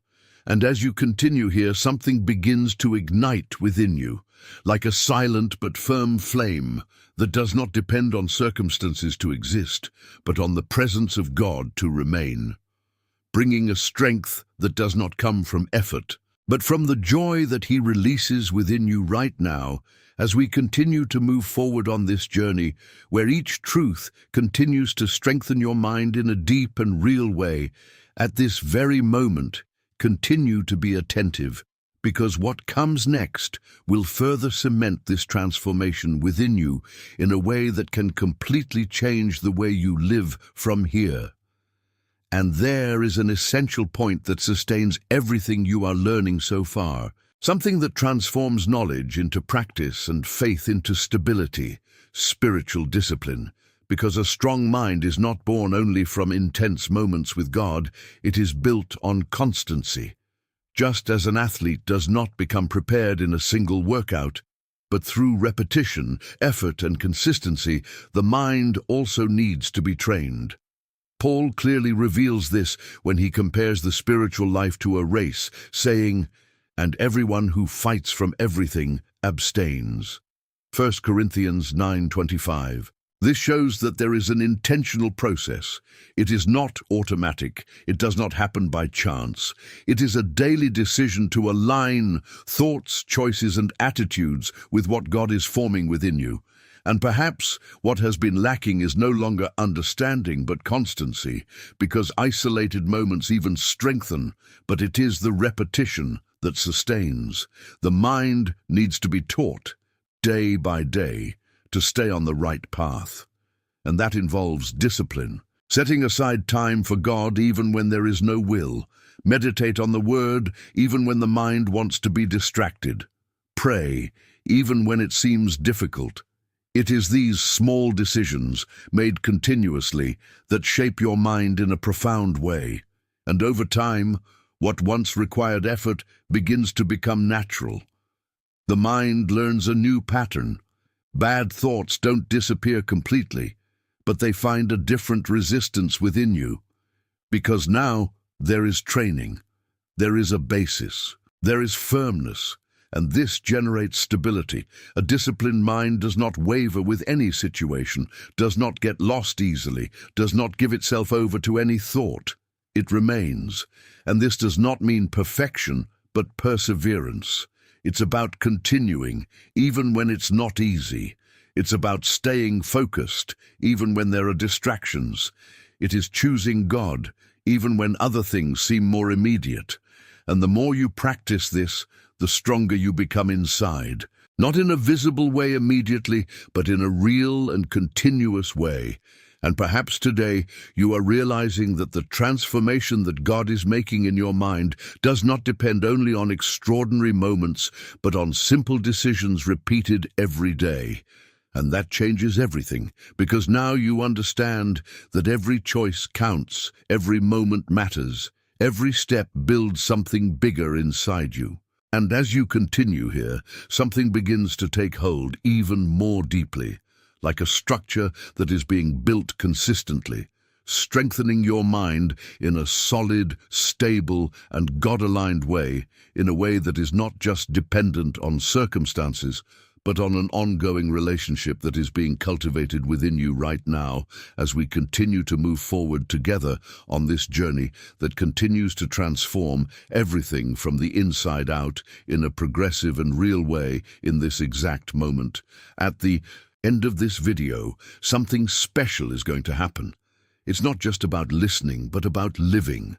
Stay until the end, because this moment can mark a real change within you, bringing a peace and clarity that goes beyond words and reaches directly into your interior.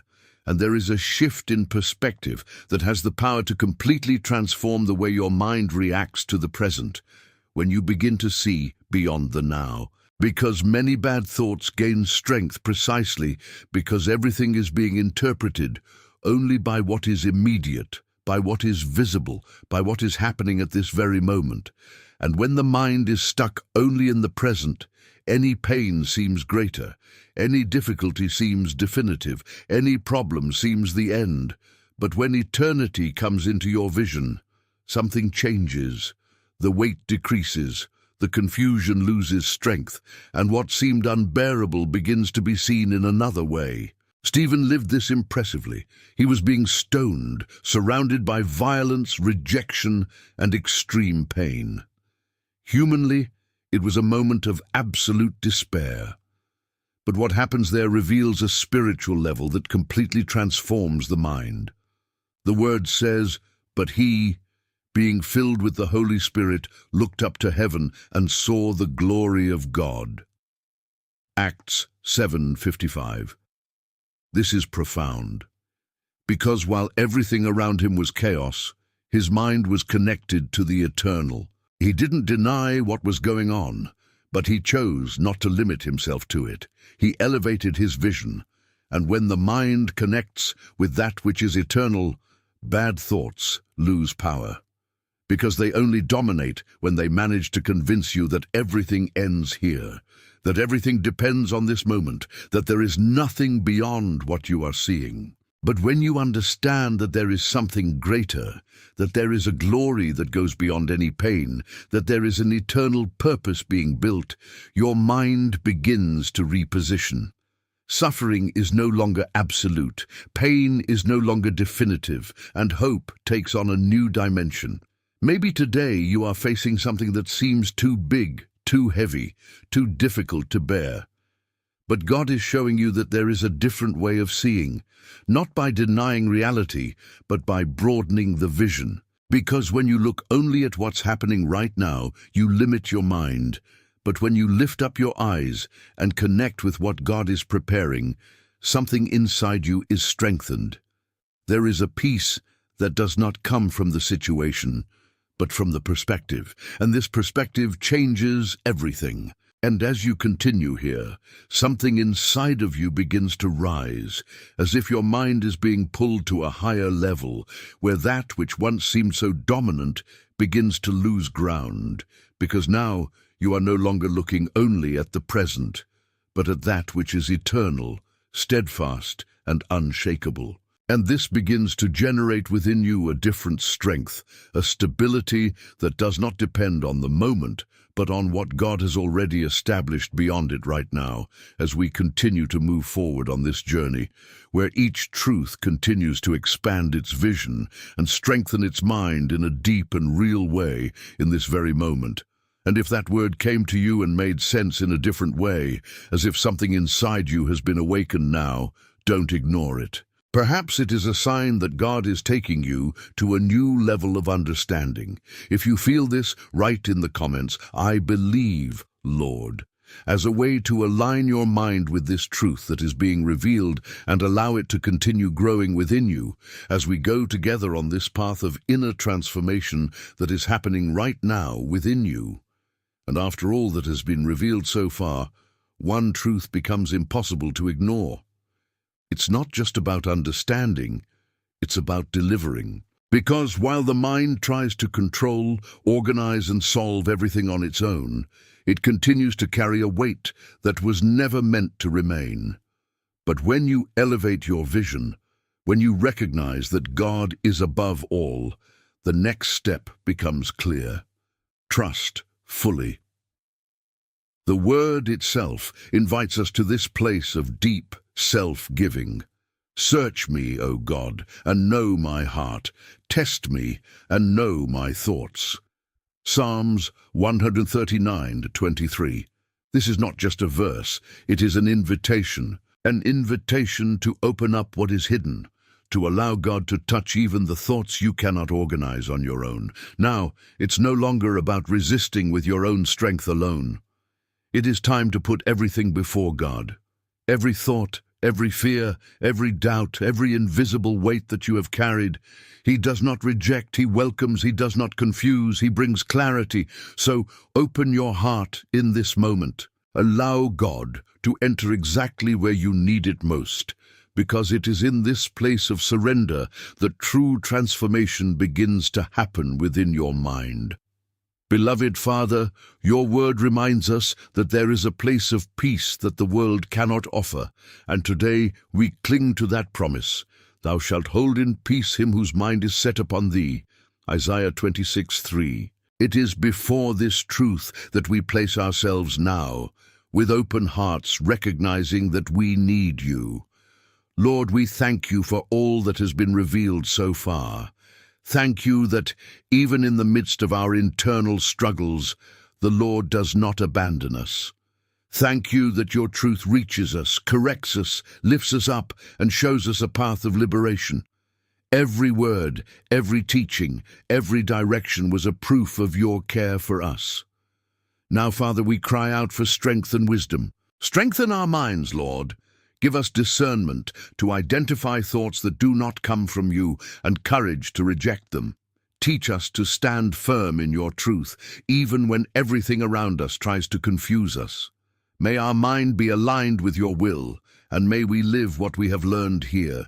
Lord, at this time we present our needs to you. It looks at those who are emotionally tired with a burdened mind and brings rest. Visit, Father, those who face anxiety, fear, and constant negative thoughts, and release your peace upon them now. It also touches on the financial areas, bringing provision where there is a shortage. It restores families, heals wounded relationships, strengthens those who are sick in body and soul. May your power reach every area of the life of the one who is praying right now. And at this moment in silence, each one of us surrenders to you what is deepest in the heart. The pains that have not been said, the thoughts that no one knows, the struggles that only the Lord sees. Father, we commend everything into your hands. Every thought, every worry, every hidden fear. We renounce now all that is not of thee. We declare that our mind will no longer be a place of prison, but a place of peace. May every mental chain be broken, may every lie be replaced by your truth, and may all oppression give way to the freedom that comes from you. May your peace, Lord, now invade every mind, a peace that does not depend on circumstances, a peace that guards, sustains, and strengthens. Let there be clarity where there was confusion, lightness where there was weight, and hope where there was discouragement. We trust in you, Father. We know that the Lord is in control of everything and that transformation has already begun within us. And so we rest in your presence, certain that we are being renewed from the inside out. In Jesus' name, amen. And if this prayer expresses what is in your heart, write amen in the comments as an act of faith, declaring that you receive this peace and this transformation in your mind from now on. And when you get here, something needs to be clear within you. This message was not by chance, it was directed. God has chosen you to hear this today because He knows the silent battles you face in your mind, the ones that no one sees, but that He sees perfectly. Throughout this journey, you have realized that bad thoughts are not just fleeting emotions, but spiritual battlegrounds that require discernment, positioning, and transformation. You have learned that it is possible to identify, confront, and overcome these thoughts, not by your own strength, but by the power of God working within you. Now, the question that remains is, what are you going to do with all this you received today? Will you continue to allow the same thoughts to control your life, or will you begin to apply those truths and assume the place of authority that God has already given you? And you know, it's very special to know that you're here so far. It shows that there is something being generated within you, something that goes beyond just watching a video. We are together on this journey, and you are part of it. Therefore, I want to invite you to take a simple but powerful step. Leave your like, subscribe to the channel if you are not already subscribed, and activate the bell to continue receiving these messages that strengthen your faith. But more than that, I want to meet you, right here in the comments of where you are watching, and if you feel in your heart, share a little of what you have been experiencing. Her story matters, and she can be God's instrument to reach other lives as well. Here, we are not alone, we are connected in faith, and what you saw today is just the beginning. In the next video, we'll delve even deeper into how to live daily in God's presence and how to keep your mind constantly protected even in the midst of life's challenges. There is a next level of understanding waiting for you, something that can further strengthen your mind and your spiritual walk. Don't miss this, because each video is a direct continuation of this transformation that has already begun within you.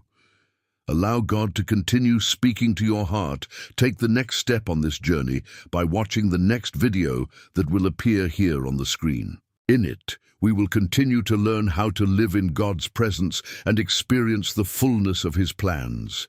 Don't stop here, because God still has much more to speak to you. Always remember, God is greater than any attack. Trust Him, and He will do infinitely more than you can imagine. May God bless your life, and I'll wait for you in the next video.